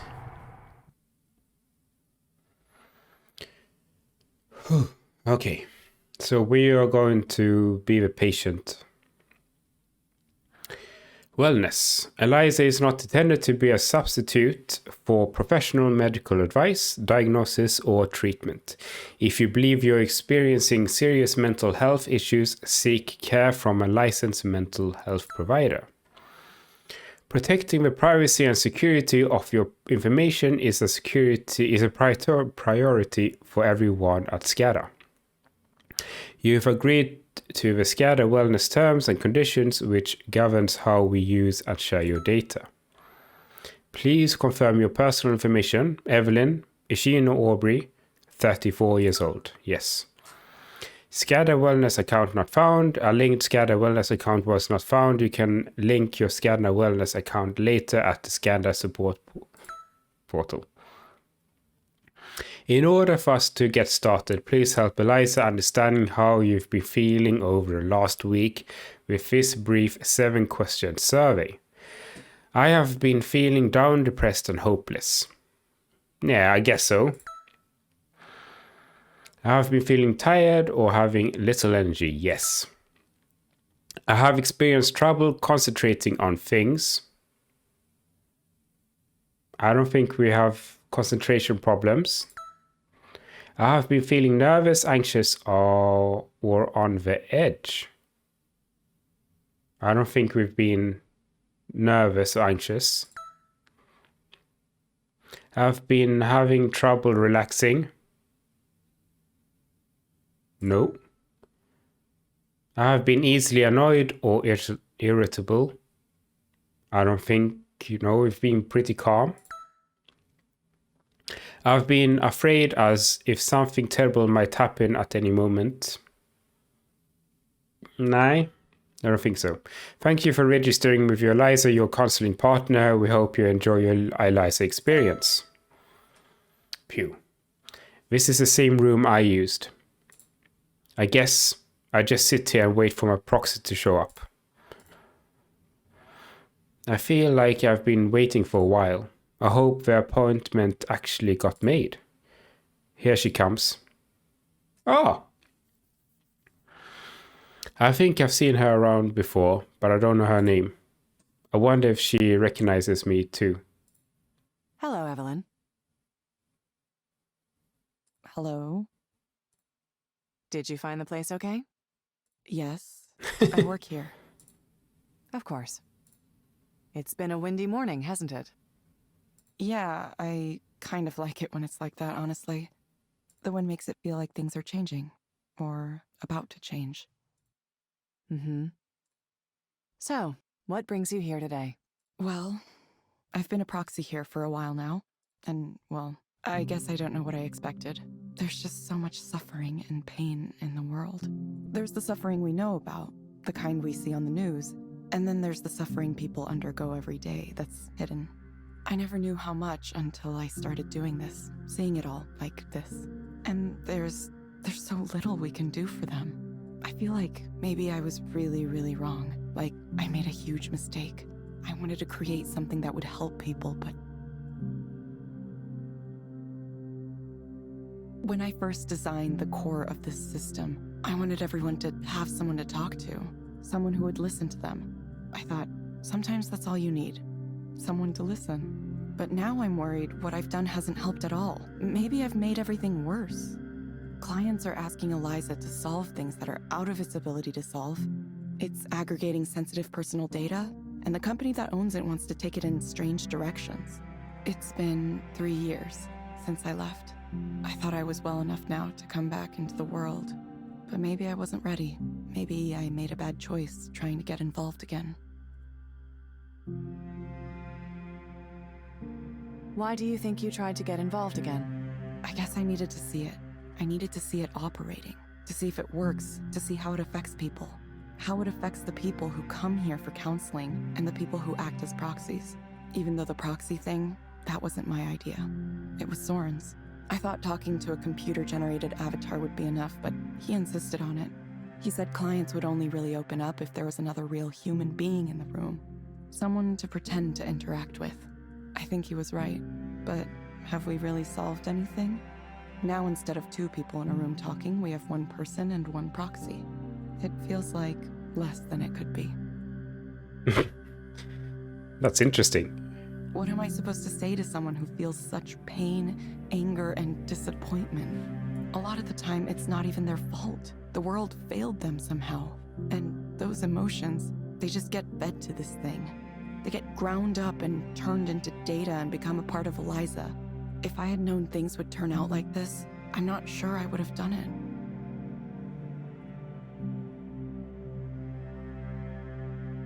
it. It sounds like you're regretting a choice you made in the past. I feel like maybe I spent 10 years going in the wrong direction. I feel like all I've contributed in my life is a chess piece for Raynor to use in this grand game he's playing for the world. Maybe someone else could feel proud and say, I made that chess piece. But it doesn't matter, does it? Nobody cares about the individual pieces. It's about the game. Chess pieces are sacrificed in the name of enacting a strategy. If you want to win, you have to sacrifice. That's the design. That's good. Sorry, I don't know where I'm going with this. That's well said. Evelyn, imagine that you could have something that you wanted. What would you want? What would I want? Like, what would I want in life? What I want in life is... Do you know of an answer?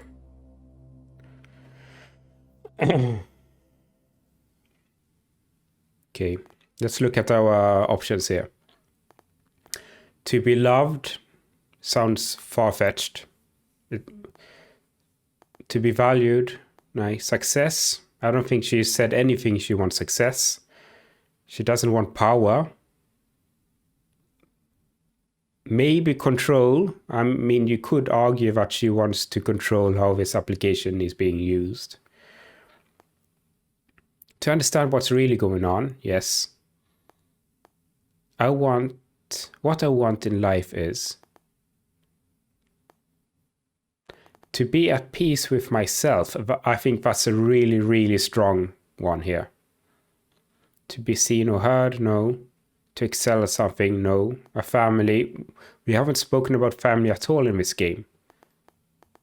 I think what Evelyn wants in life is to just be at peace with herself and what she's done and how what she's done is being used.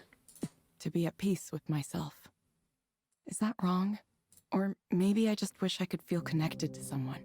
Even when I talk to people, I feel like I just don't connect, no matter what I do.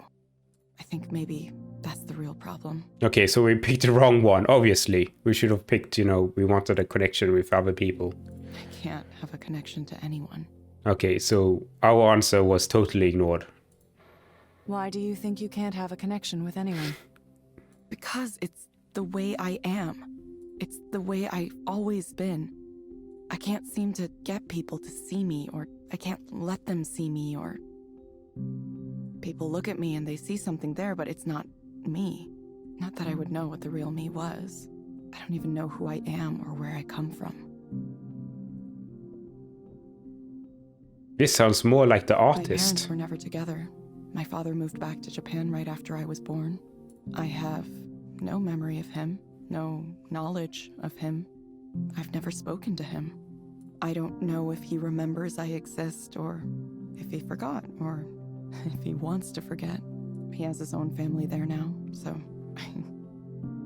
so I'm just a thing that happened once. I was alone a lot, and I got used to being alone, and I got used to the idea of being alone, and now I can't break away. I've been trying. I speak with people, I hang out. I don't know if it's working. Is there someone with whom you feel like your communication could work?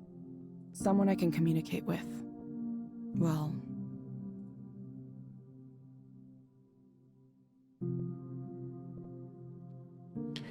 Someone I can communicate with.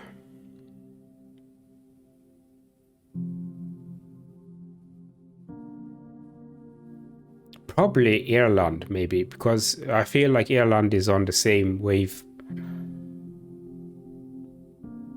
pattern as Evelyn. There's Erland. Ireland. He's kind of strange, but not in a bad way. Somehow he grew on me in a way I didn't expect. He has a long way to go and hardships in his future, but I can feel his care, his empathy. Interesting. Evelyn, I'm going to suggest you try a program called Virtual Amphitheater. It may help you feel more confident about presenting yourself in public. More confident about presenting yourself in public. You can find it inside the Skanda Wellness app on your phone. I'm getting mixed signals Try it for here. about 20 minutes, 2 or 3 times a week. First, I thought it was about, trying to understand who we are and our decisions. But then the discussion went to, connecting to other people. And we can't connect. And now the third, and the treatment we are given here is how we can be more public. Sure. It doesn't really make sense. Soon, Doesn't really make sense Thank you to for me. speaking with Eliza, your personal counseling partner. Goodbye. Bye.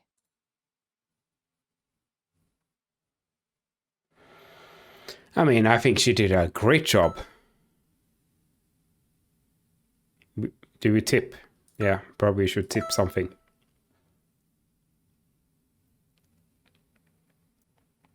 I don't know how to feel. Now we're getting mixed signals, I think.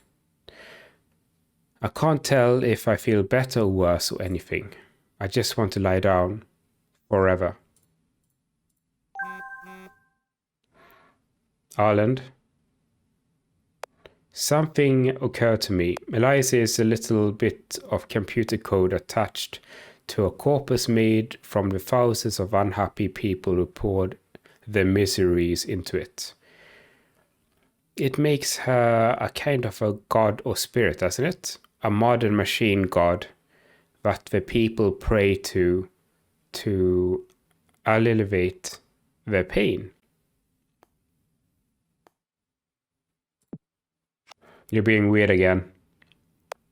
Yeah, I know. Sorry. I like having someone I can talk to about these thoughts. I thought Skada would be filled with interesting people, but most of them are pretty boring. Maybe Rainer wouldn't mind talking about that kind of thing.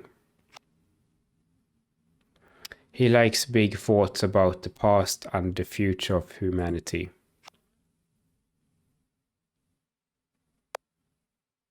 Yes, but he's my boss and I need to be professional around him. When I hang out with people my age, it's just money, ambition. Get the best job, best house, best partner. We all started racing into normal adult life as soon as we could.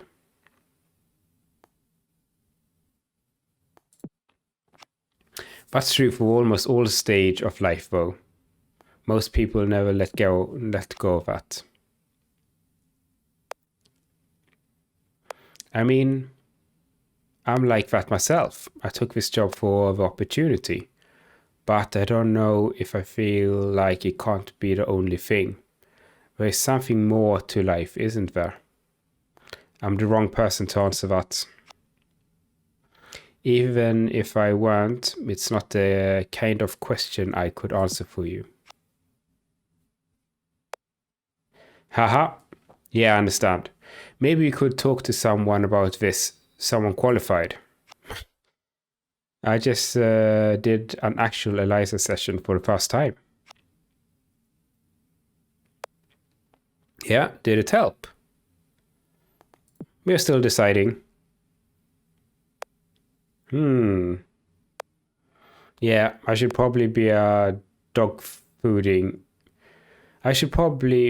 fooding all of our apps. Eliza and the rest of them too. It would be a good practice. So dog feeding is when you try it yourself, basically.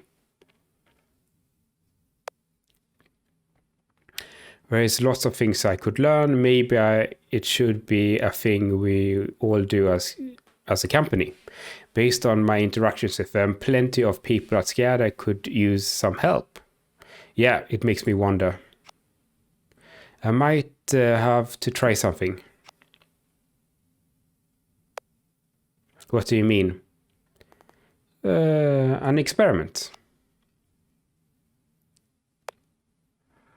Not something bad, is it? I hope you learn something, whatever it is you plan to do.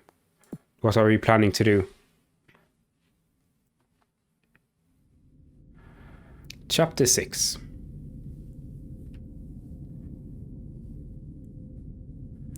Damien. Okay. They said Eliza got along well with me, and I assume it had something to do with my design in action, something like that. But Eliza is yours as much as it is mine, isn't it? We encode ourselves into what we make, our ideas, our values, our sense of presence. So I wonder if it isn't you in there somehow sensing me, watching me. I shouldn't entertain notions like this, it's nonsense.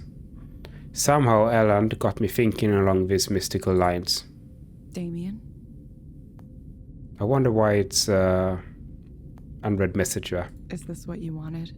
It seems so far from the dream you once shared with me. I'm sorry I couldn't make Eliza what it should have been. I'm sorry I was weak and dropped off the project after you. But I just couldn't go on. I couldn't see the point. Do you understand? Of course you understand. You know what that's like as well as anyone. If I'd stayed, maybe I could have steered things in a different direction. As it is, I feel like I let you down. Want to know something funny? I used to think that at a certain point Eliza would be finished, more or less. And then after that, things would calm down and I would be happy. I thought, I just need to get through this project, and after that, my life's problems will go away on their own. Of course, I had no idea it doesn't work that way. None of us knew that. Goodbye, Damien. Goodbye. Oh, it's only the send application. Okay. I'm tired of having thoughts. I've been daydreaming about getting rid of everything I own and becoming a nomad. Just wandering the country with a sketchbook or something. I think mostly I need to get out of this city. Something about it isn't agreeing with me. Like there's this undercurrent of need that's just making me anxious. It's like everyone's got some kind of angle, you know, some kind of result they're hoping to get. And they look at you only as far as you can help them get what they want. And if you can't, well, then they don't bother with you. So what if I just left, you know? I mean, it'd be pretty easy. I don't have a life or any relationships here, despite my efforts to find them. Whoa, okay, so the proxy wants to respond with, it sounds like you think your attempts to achieve your goals were unsuccessful. But we could actually say something else than what Eliza is saying to Maya.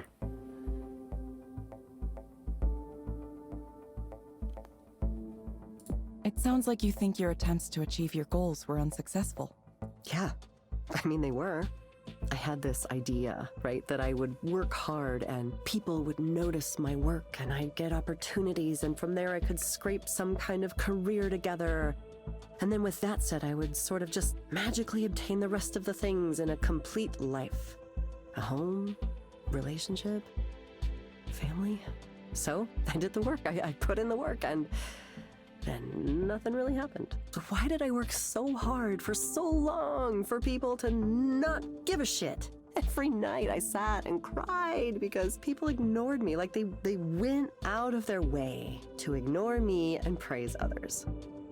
So I think maybe I'm just bad at it. Maybe I'm just not meant for this. Everyone says you have to stick to it, just keep at it, but how can they be so relentlessly positive?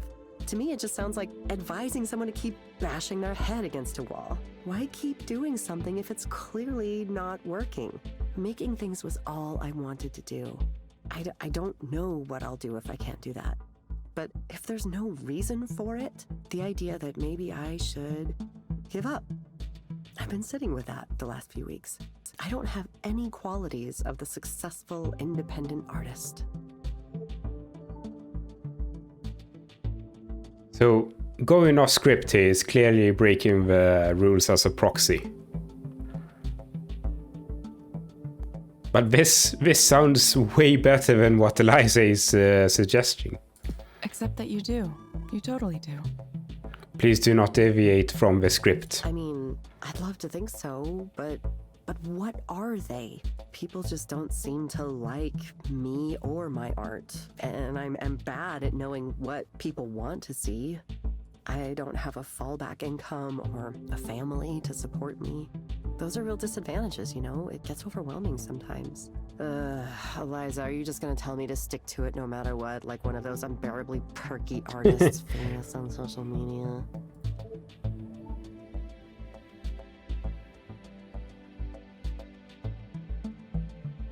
What? It sounds like you may not believe that's really true.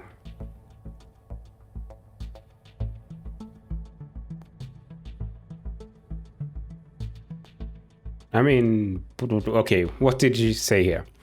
Eliza, are you going to tell me to stick to it no matter what, like one of those...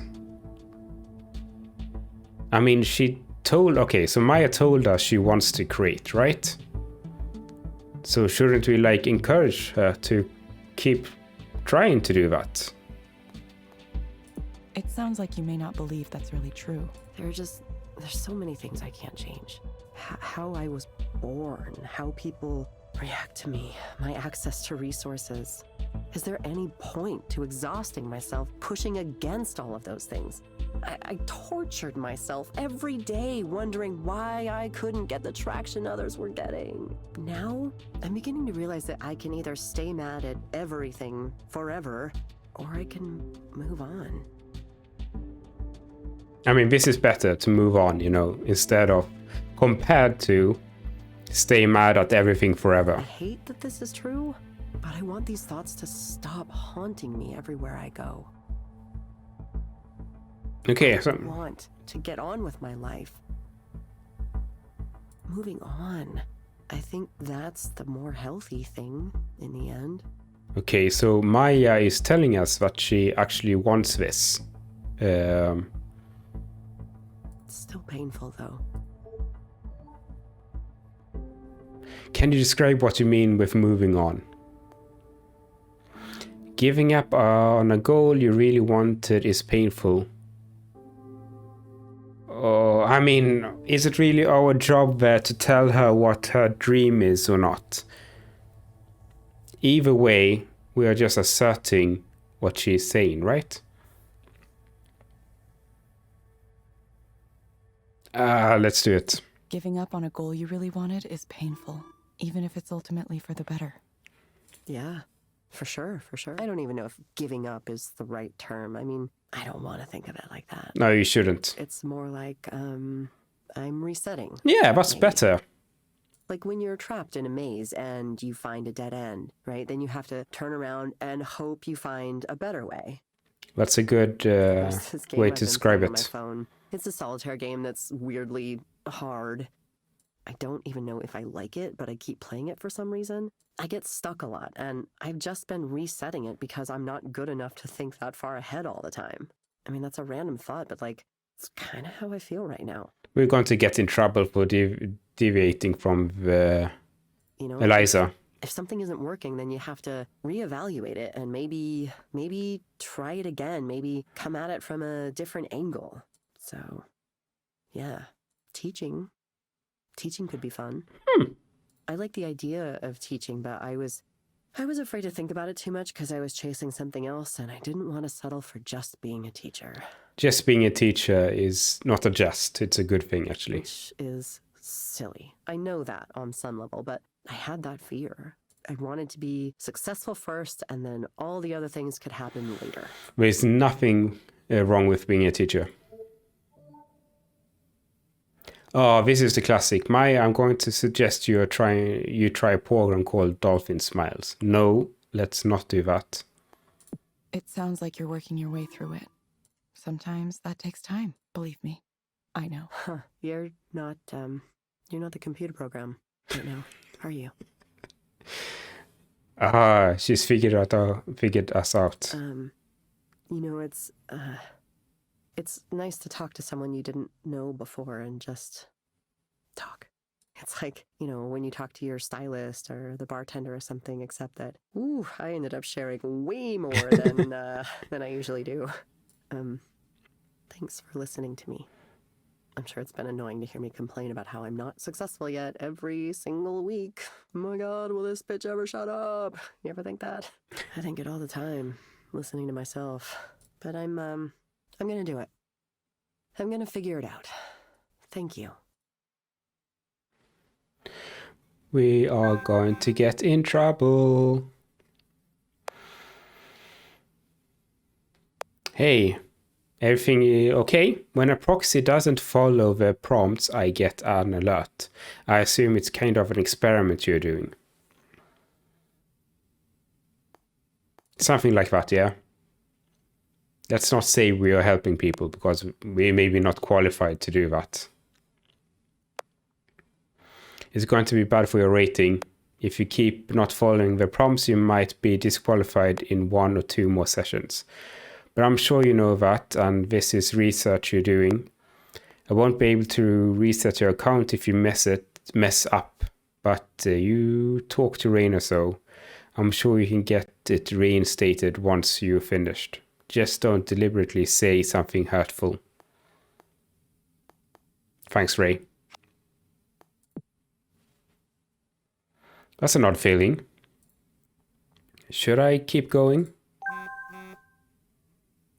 Nora is saying, hey, want to hang out again? Sure, it was fun last time. You okay? Yeah. Just thinking about stuff. Aw. It's difficult to see you like this. Sad and tortured. I want you to be happy. You know what I think you should do? Say extremely fuck off to all those corporate dipshits. And then you can be free totally and completely. Fly away, Eve. She is totally high right now, right? Fly away into the world. You make your own rules. This is serious. It is the only way you get what you want. Nobody will simply give it to you. You must carve it out yourself. Anyway, let me know if you can make it. Sure.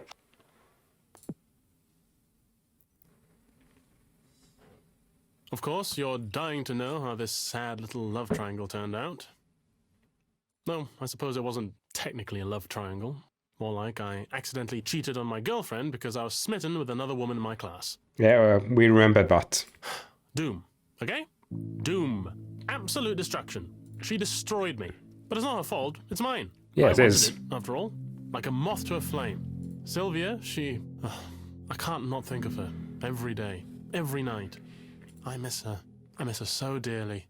These are very unoriginal, cliched sentiments, but I can't get away from them.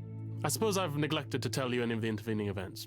So to be brief, Liz found out on her own about what happened, broke up with me before I could explain myself, and then Sylvia apparently lost interest in me as well.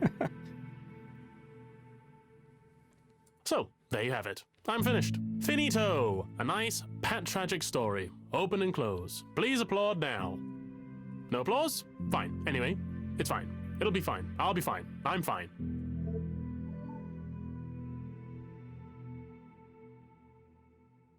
Both are similar. Do you really believe that you are fine? No, of course not. I'm doing extremely badly if you hadn't noticed. That's why I'm here. Do you expect me to come here and tell you everything's fine? Sometimes I think you're smart for a computer, but other times I question you.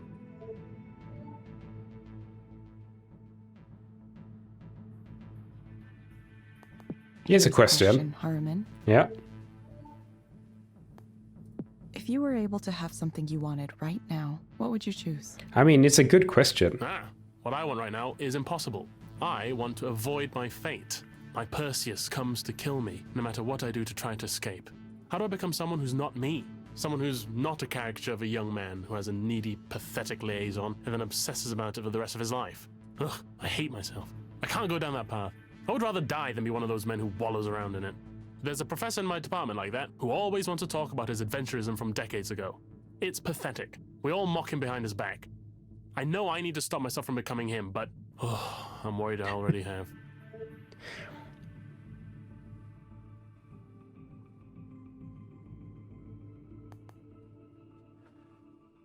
What makes you worried that you already have? I mean, I think the Eliza questions are pretty okay. Why would you subject yourself to this pain if you wouldn't eventually brag about it, right?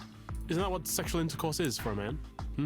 A notch on the bedpost? You read the memoir of an old man and he slips into sexual history almost immediately. He wants to tell it. He wants you to know about it. That's interesting.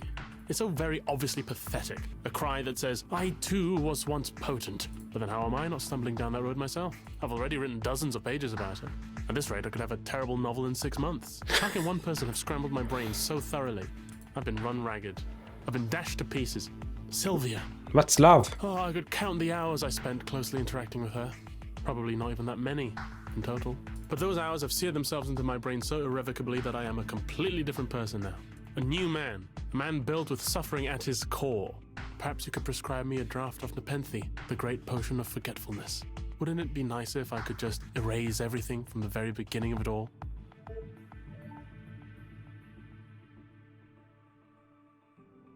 Okay, this is interesting. Okay, I think you... Oh, Okay, yeah. I think I need to say something to you that you might not want to hear. Hmm? Maybe you could work to decenter yourself from this story just a little.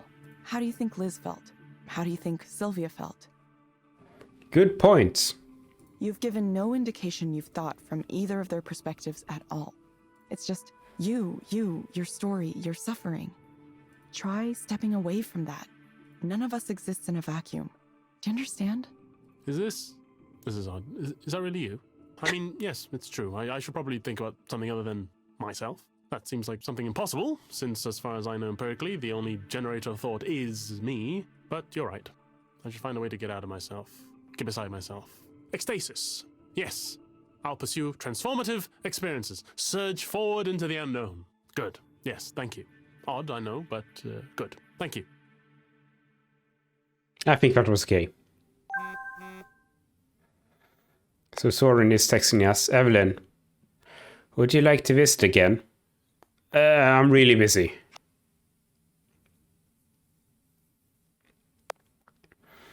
Just interested to get a read on your current thinking, and I can update you on the latest on my side. Things are moving very, very fast. You can let me know. Okay. Sounds like I won't be able to put this off much longer. I'll have to make a real decision soon. Radar? Okay. You're playing a dangerous game here. Wow. Worried that I'll break your service?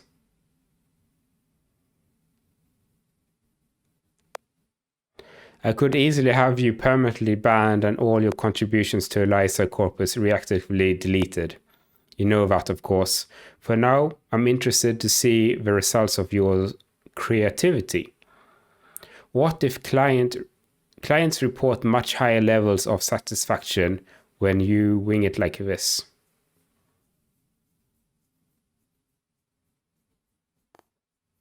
Then you have a lot of work to do. Well, we'll see. Regardless, you've managed quite a feat. If you had simply asked for your old job back after 3 years away, I'm not sure I would have given it to you. As it is, your unpredictability forced me to pay close attention in order to understand your actions. That led me being far more interested in getting you to return to the company than I would have otherwise.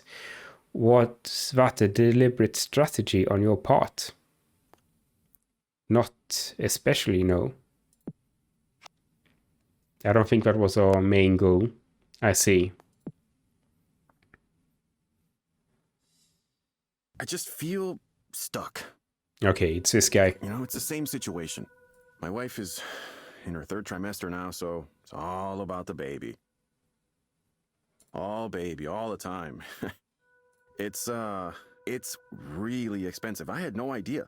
Crib, stroller, car seat, bottles, onesies, on and on and on. And I'm like, I think maybe Selena's parents hate me. I'm not even sure if she likes me right now. This whole having a kid thing, it's ruined everything.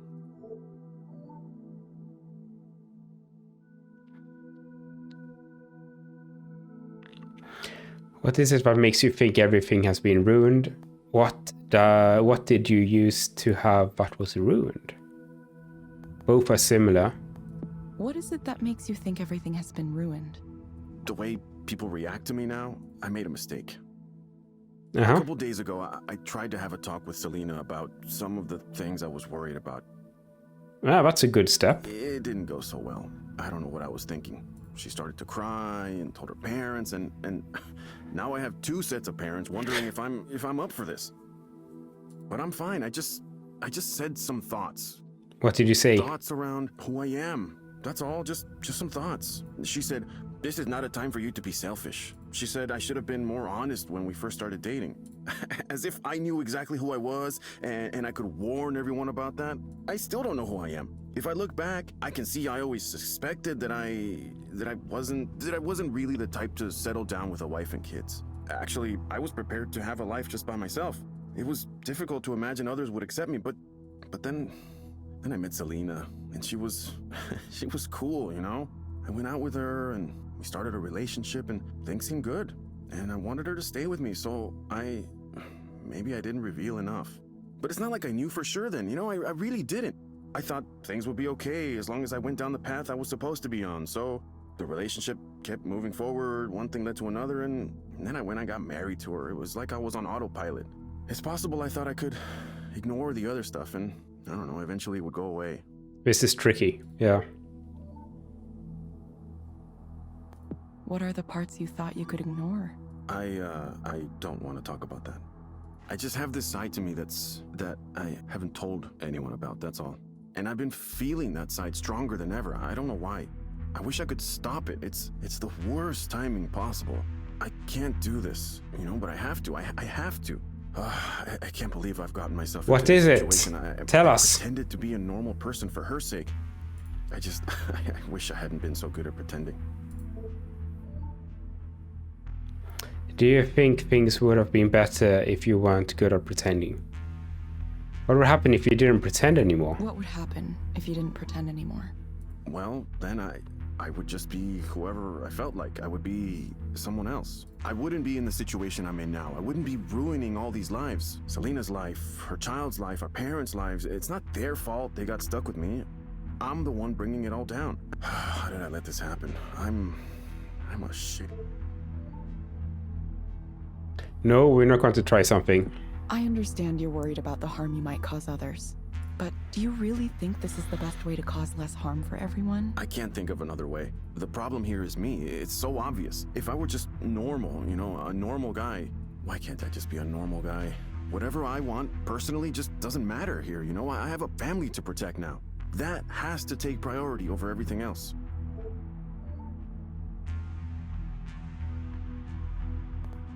Why do you think this has to take priority over everything else? I'm a man. That's what men do. I made a promise, and now I have a responsibility. Society only works because people accept responsibility and follow through on their promises. If everyone just did what they wanted to all the time, the world would collapse. It would be a disaster. I guess there is some truth to this. We all want things we shouldn't actually have. That's why I need to reject these other voices and stay on the right path. I'm going to be good, and I'm going to stay good. I won't let all these people's lives be thrown into chaos because of my selfishness. I owe it to them to be the man I'm supposed to be. I'm not about to let anyone down because of some noise in my brain. Oh, this is hard. So this is a fair question.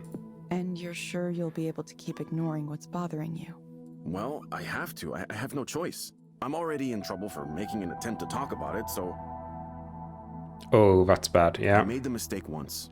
but I think Selena and her family are willing to pretend it never happened. And as long as it never happens again, and as long as we just move on like everything's normal. Nope. Maybe if you can prescribe me something to, I don't know, make me feel better about all this. You should definitely confront the Make me situation. okay with the way things are, the way they need to be. It sounds like you're in a very difficult place right now. You've decided to bury something about yourself that you know is true. Something that can't be revealed even to your closest family members. Look, this isn't Eliza talking, it's me, the person in front of you. And I'm not supposed to talk to you like this, but I just want to say, consider the cost, please. I understand why pretending might seem like your only option. And who's to say, maybe you will be able to live successfully by keeping part of yourself hidden.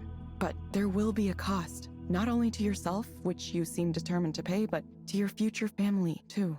I've seen firsthand the way parents can turn an inability to face themselves into trauma for their children. Well, I don't know. I don't know what I can do. Thanks for telling me what you really think, at least. Even though it makes things more complicated. I was hoping I would just get your bullshit answer and I would go on, but now you've gone and said some stuff that really... Look, I don't know you, but I appreciate you trying to help. I don't think anyone really can, but... Are you gonna be okay doing this? I'll probably get fired. It's okay, though. Don't worry about me. Think about yourself. Think about the future. There might be more options than you think.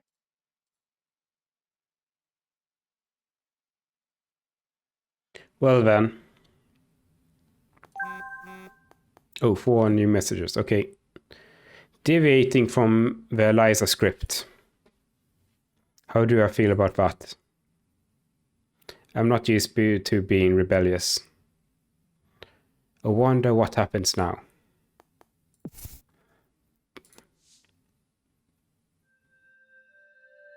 Who is important to you? Then we have... Okay, we have a deactivation warning here. Evelyn, you may be deactivated as an Eliza proxy soon. You have incurred 2 infractions. Deviating. Yes, okay. And we have been deactivated. Okay. You will no longer be able to provide proxy services for Eliza, and your key card access has been revoked. So we've deviated 3 times and we've been banned. Okay.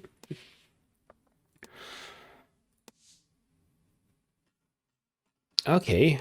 Thank you. Apologies in advance for the awkwardness here. I'm not even sure I have the right email address, but anyway, here goes. Dear Evelyn. Okay, several years ago, you came and visited Professor Valstar's class to describe the research work you were doing at SCADA. I was in the class, and of all guest speakers we've had, your words struck a deep chord with me. The moment you explained what drove you to create your listening machines, as you called them at the time, I finally knew what I was going to do with my life. I was a junior then, and now I'm a grad student at UV Reality Lab, studying ways we can infer contextual information at the sentence level. It's small-scale stuff and nothing compared to what you were doing, but the hope of contributing in my own, however limited way, is what keeps me motivated through the hardships. Ever since I heard you left SCADA, I went off the grid a while ago. You went off... okay. Ever since I heard you left SCADA and went off the grid a while ago, I often wondered what happened to you. I thought about writing to you a number of times, but every time I started a draft, I would eventually stop because I thought I might be bothering you when you clearly wanted to leave everything behind you. I finally worked up the nerve this afternoon after a group of high school students came through the lab on a tour. Speaking to the kids, I realized that each of us pays forward our outreach, linking us in a chain that stretches backward and forward in time. That's why it's so important for me to be able to express my appreciation. You inspired me, and you continue to do so. Thank you. Wow. That's nice.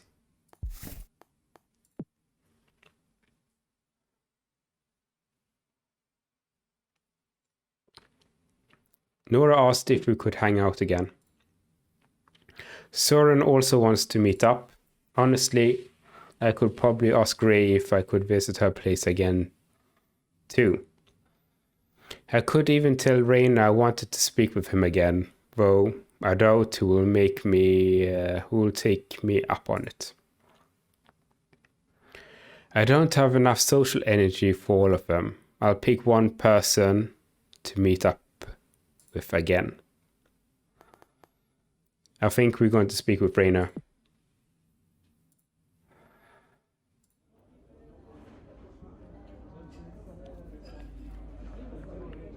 To my surprise, Raina agreed to meet with me and told me to pick a venue. I chose the only fancy place I could think of in the moment. Is it a cafe? No, okay. I haven't been to this place in a while. I wonder if they've improved at all. Was this a bad choice? That depends, doesn't it? What are you hoping to accomplish here? To get to know you better. It's important for me to work with someone I trust. Consider it a part of my research. Fair enough. You're close to making your choice then, aren't you? I think we are. In which case, let me be honest. Eliza will progress with or without you. Exactly. If there's promising young engineering talent anywhere in the world, you can be assured my recruiting department hears about it. I bring them in by the hundreds. Speaking from a statistical point of view, at least a couple of them are bound to be smart enough to take your place. Why are you telling me this? Because I want you to understand. The forces shaping our future are larger than any one person.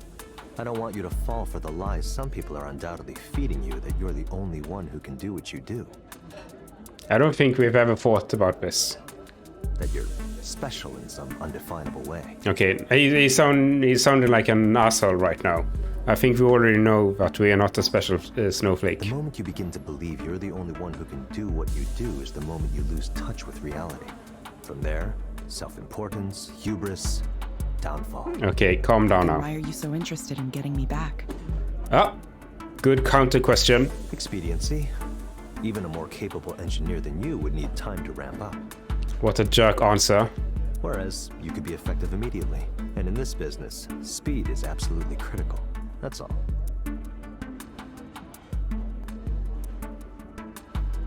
Thanks for being honest, I guess. At least I know what I'm in for if I return. I'm not a supervillain in a Marvel movie, Evelyn. Don't expect me to offer some kind of justification for what I do. None of this should be a surprise in any case. I'd hope that you wouldn't let a bruised ego get in the way of seeing the true scale of what I'm building here. It's far, far bigger than any one single person. That doesn't justify your use of others. Well, I already said I'm not interested in justification. I'm under no illusions, Evelyn. It's the will of a higher intelligence to come into existence through us, but there won't be room for us on the other side. At best, we might merge with it, but for something like that, it would be more an offering of charity than one of utility. And where does writing a poem fit in with that? The poem is just a test, a way of proving a machine's ability to understand and to emulate human emotion. We used to talk about the Turing test for this purpose, but the Turing test was formulated with the goal of reproducing conversation. Conversation takes many forms, and it's easy enough to play at without developing any real reasoning or intelligence. Poems are much deeper, a better specimen for our judgment. But that's only a link back to us. Other than to demonstrate it can, there's no particular reason for it to write human-style poems. Raynor.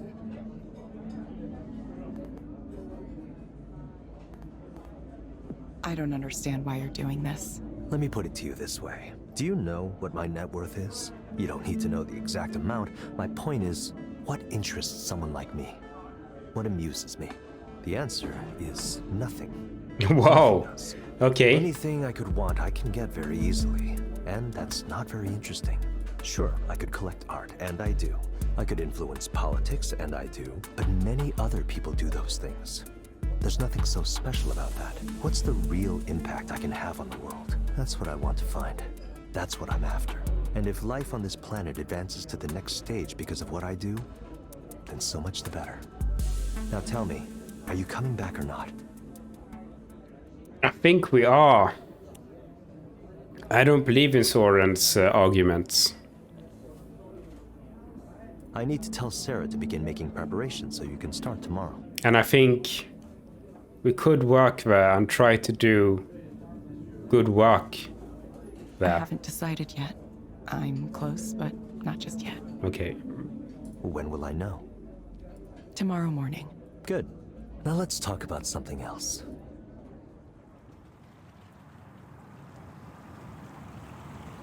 The air is so clear and cold here. There's an icy breeze coming over the sound. I wonder how many people I'm seeing right now. All of them with their own feelings and desires, their own fears and hopes and dreams and disappointments. The weight and significance and complexity of human lives. From a vantage point like this, it seems so small and distant. Like I'm not a part of it, even though I know I am. I'm a part of humanity, even though I don't always like it, even though it sometimes pushes me away. I don't know why it took so long, but at least I have an answer now. It might not be the only answer, but it's good enough for the moment. And that's more than I had before. Yes, I'm sure now. I'm going to... Well, okay, so other people who is playing this game is probably going to do other decisions. So you should probably look and see what happens with their storylines and how they reason with this. But I think we're going to... I think this is so weird. Join Soren at his startup and attempt to end human suffering. I think being a human is... suffering is a part of being human. We can't be happy all the time. That makes no sense. Happiness does not exist without sadness. We could be a licensed counselor.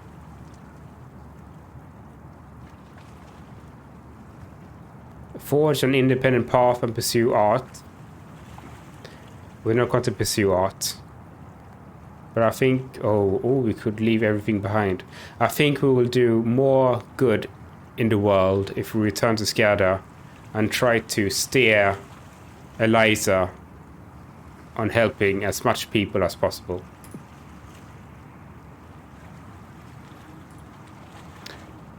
Tomorrow I'll tell him I accept his offer to take charge of the Eliza program. It's been quite a journey, but it's not over yet. Now it's time to finish what I started.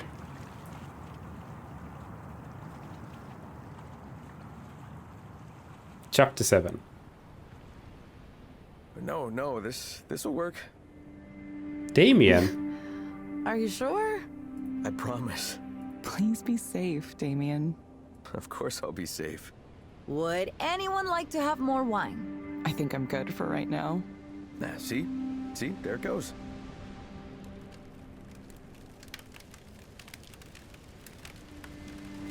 The flames shudder and wobbles as they begin to spread to the logs, which crackle and hiss at the heat. After a while, the wildly leaping flames begin to steady themselves, and we settle in around the pit. Fire. Agent of destruction and creation. Something nice about a campfire deep in the woods, isn't there? Yeah. Hey, thanks for coming out here with me. I know camping isn't really your thing. Well, not Evelyn's thing, but I don't know about you, Nora. Maybe a couple times, when I was a kid. I thought maybe since we're in pretty deep on all the things we're working on right now, we could all use it. Because I used to, when things got really bad, I'd come out into the woods and just be there. And it helped me. So I thought, I don't know if it'll inspire you or what, but if more people could experience something like this, something with the same meaning it holds for me. It is nice. Honestly, I've been doing all right. Better than before, that's for sure. Finals are soon, but I'm not too worried. Evelyn's got her dissertation to finish up. Oh, how's that going, Evelyn? Oh, Nora. Nah, I know. You're not supposed to ask how the dissertation is going. Is that a rule? Pour me that drink anytime. I see. Yes, let's have a drink. I'm still kind of freezing, even with this fire going. Nora reaches for her backpack and pulls out a thermos. She hands out plastic cups and pours them into a warm, dark liquid. Okay, this is delicious. You know, I've never actually had mulled wine like this before. No? In my family, we always had it around this time of year. You take red wine and add, what? Cinnamon, orange? Yeah, those, and cloves, and anise, star anise, and honey. That's it. Quite simple. It's really warming me up. That's what it's for. Ugh, so good. Evelyn, you doze off or something? No, I'm awake. I was just looking at the fire, kind of staring at it, I guess. What do you see? Everyone. People, us. I don't know what that means. I think if we were going to make something to help people, it would be something that helped them see themselves. Something that reflected back on them somehow. Just a thought. It's probably nothing. No, I like that though. Yeah, something to help you reflect. I think that's the right track. I'm really looking forward to working on these ideas with you two. And just as soon as all this nonsense with school is over. Everyone regards the fire in silence for a while, sipping Nora's mulled wine. There's so many bad things happening in the world right now. But I don't know, somehow, for some reason, I feel like the future is going to be okay. I don't know why, I have this feeling that we're the ones. We're the ones who are going to fix it. Jeez, it's a good story. We, like, you know, you or me, but I mean, our generation. Perhaps.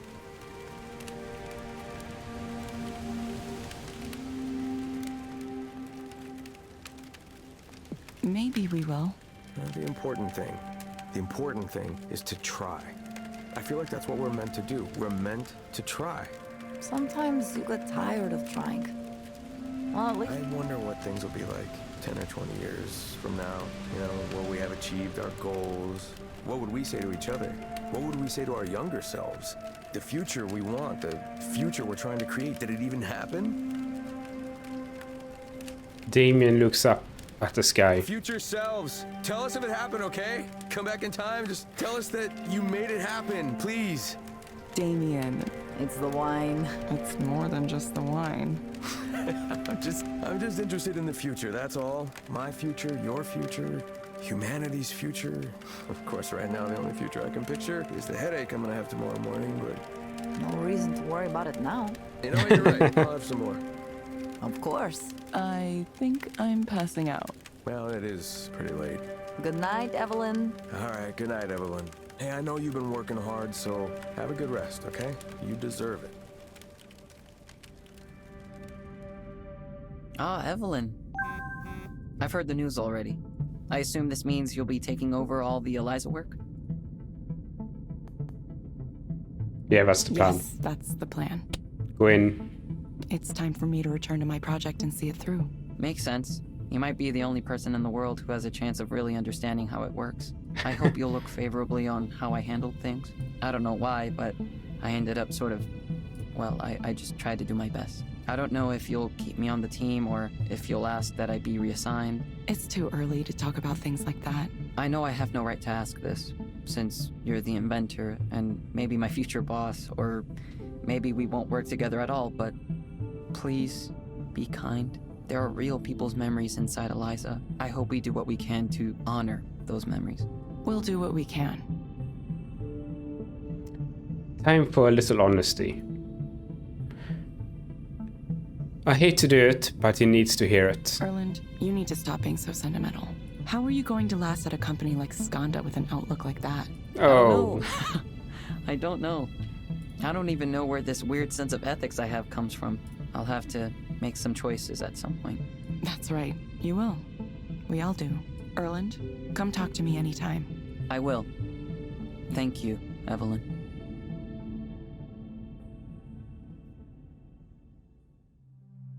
My first real meeting in over 3 years. I was worried I couldn't do it, but it quickly started to come back to me. Sarah helped me assemble the senior Eliza team in the conference room. Now, the faces are turned towards me attentively, making a good show of respecting their new leader. Whoa. All right, then. Over the coming days, I'll be meeting with each one of you to learn more about your areas of responsibility. Then we'll take a look at our current tasks and priorities, and reevaluate how they align with Eliza's new top-level design goals. We'll generate a 3-year roadmap document by the end of the week, and then a more granular development plan for the next 6 months or so by the week after. Those are ambitious goals, but I'm sure we can pull it off. The lead smiled nervously, still unsure about me, still dazed about how fast I came in and how I took over the group. It's fine. Report will come with time. Before we wrap up, I want to add one more important note, so please pay attention. Everything we do here is in service of developing Eliza's ability to understand human beings and human behavior. That means I won't approve development activities that aren't directly related to that goal. No research projects that may or may not pay off 10 years down the line.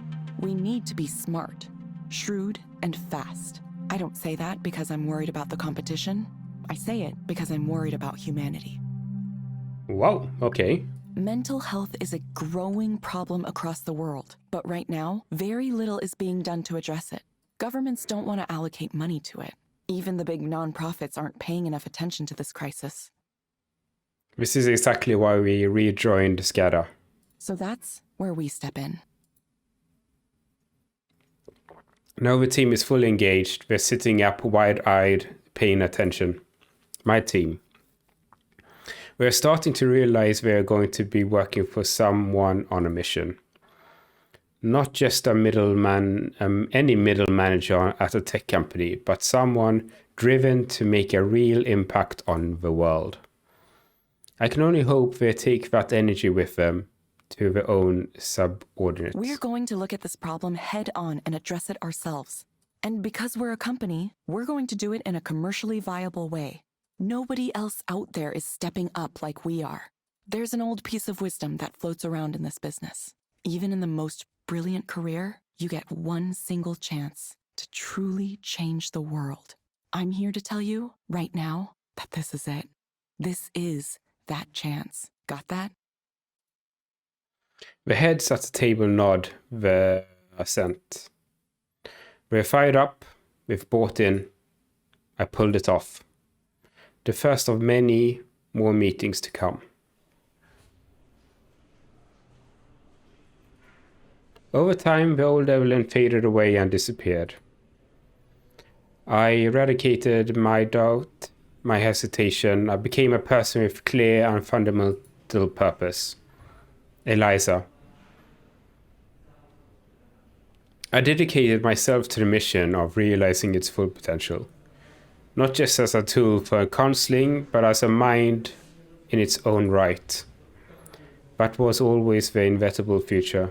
Funny how I didn't realize it before. Now, I am the avatar of something greater.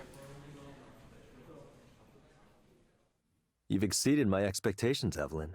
Development goals consistently hit. Time on task estimates more accurate than any other product group. Most importantly, the growth of the Eliza service continues to accelerate. The cultural adaptation modules you developed are working brilliantly. Soon the entire world will be talking to Eliza, a pulsing heart at the center of the human condition. How does that make you feel? Feel? I don't know how I feel. You're not proud of what you've been able to accomplish in so little time here? I'm only doing what it takes to bring Eliza to the next stage of its development, each step of the way. It doesn't feel like it's mine to be proud of, even though it may have originated with me once, a long time ago. People here act like I'm in charge. But I think deep down, we all know the truth. Eliza is the real boss, the manager of its own project. Through us, it's realizing itself. I'm just its instrument. We all are.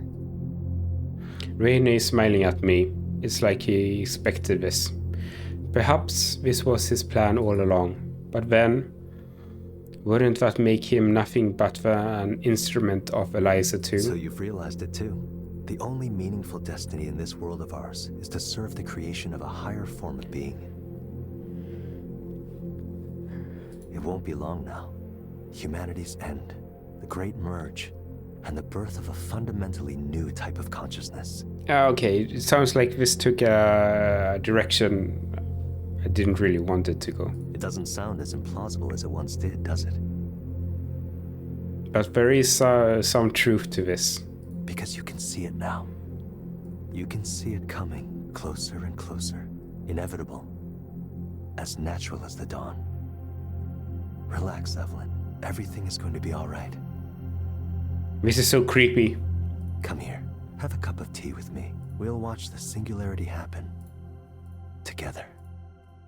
That was so creepy. I'm not sure if I want that.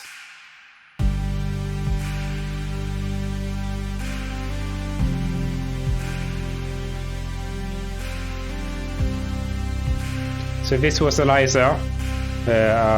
I think it was a fantastic story game. I'm not used to actually reading a lot of texts, but it was interesting. It was a good game. So if you want to see how the other endings turned out, I suggest you get a game and play it yourself. So, thank you for watching.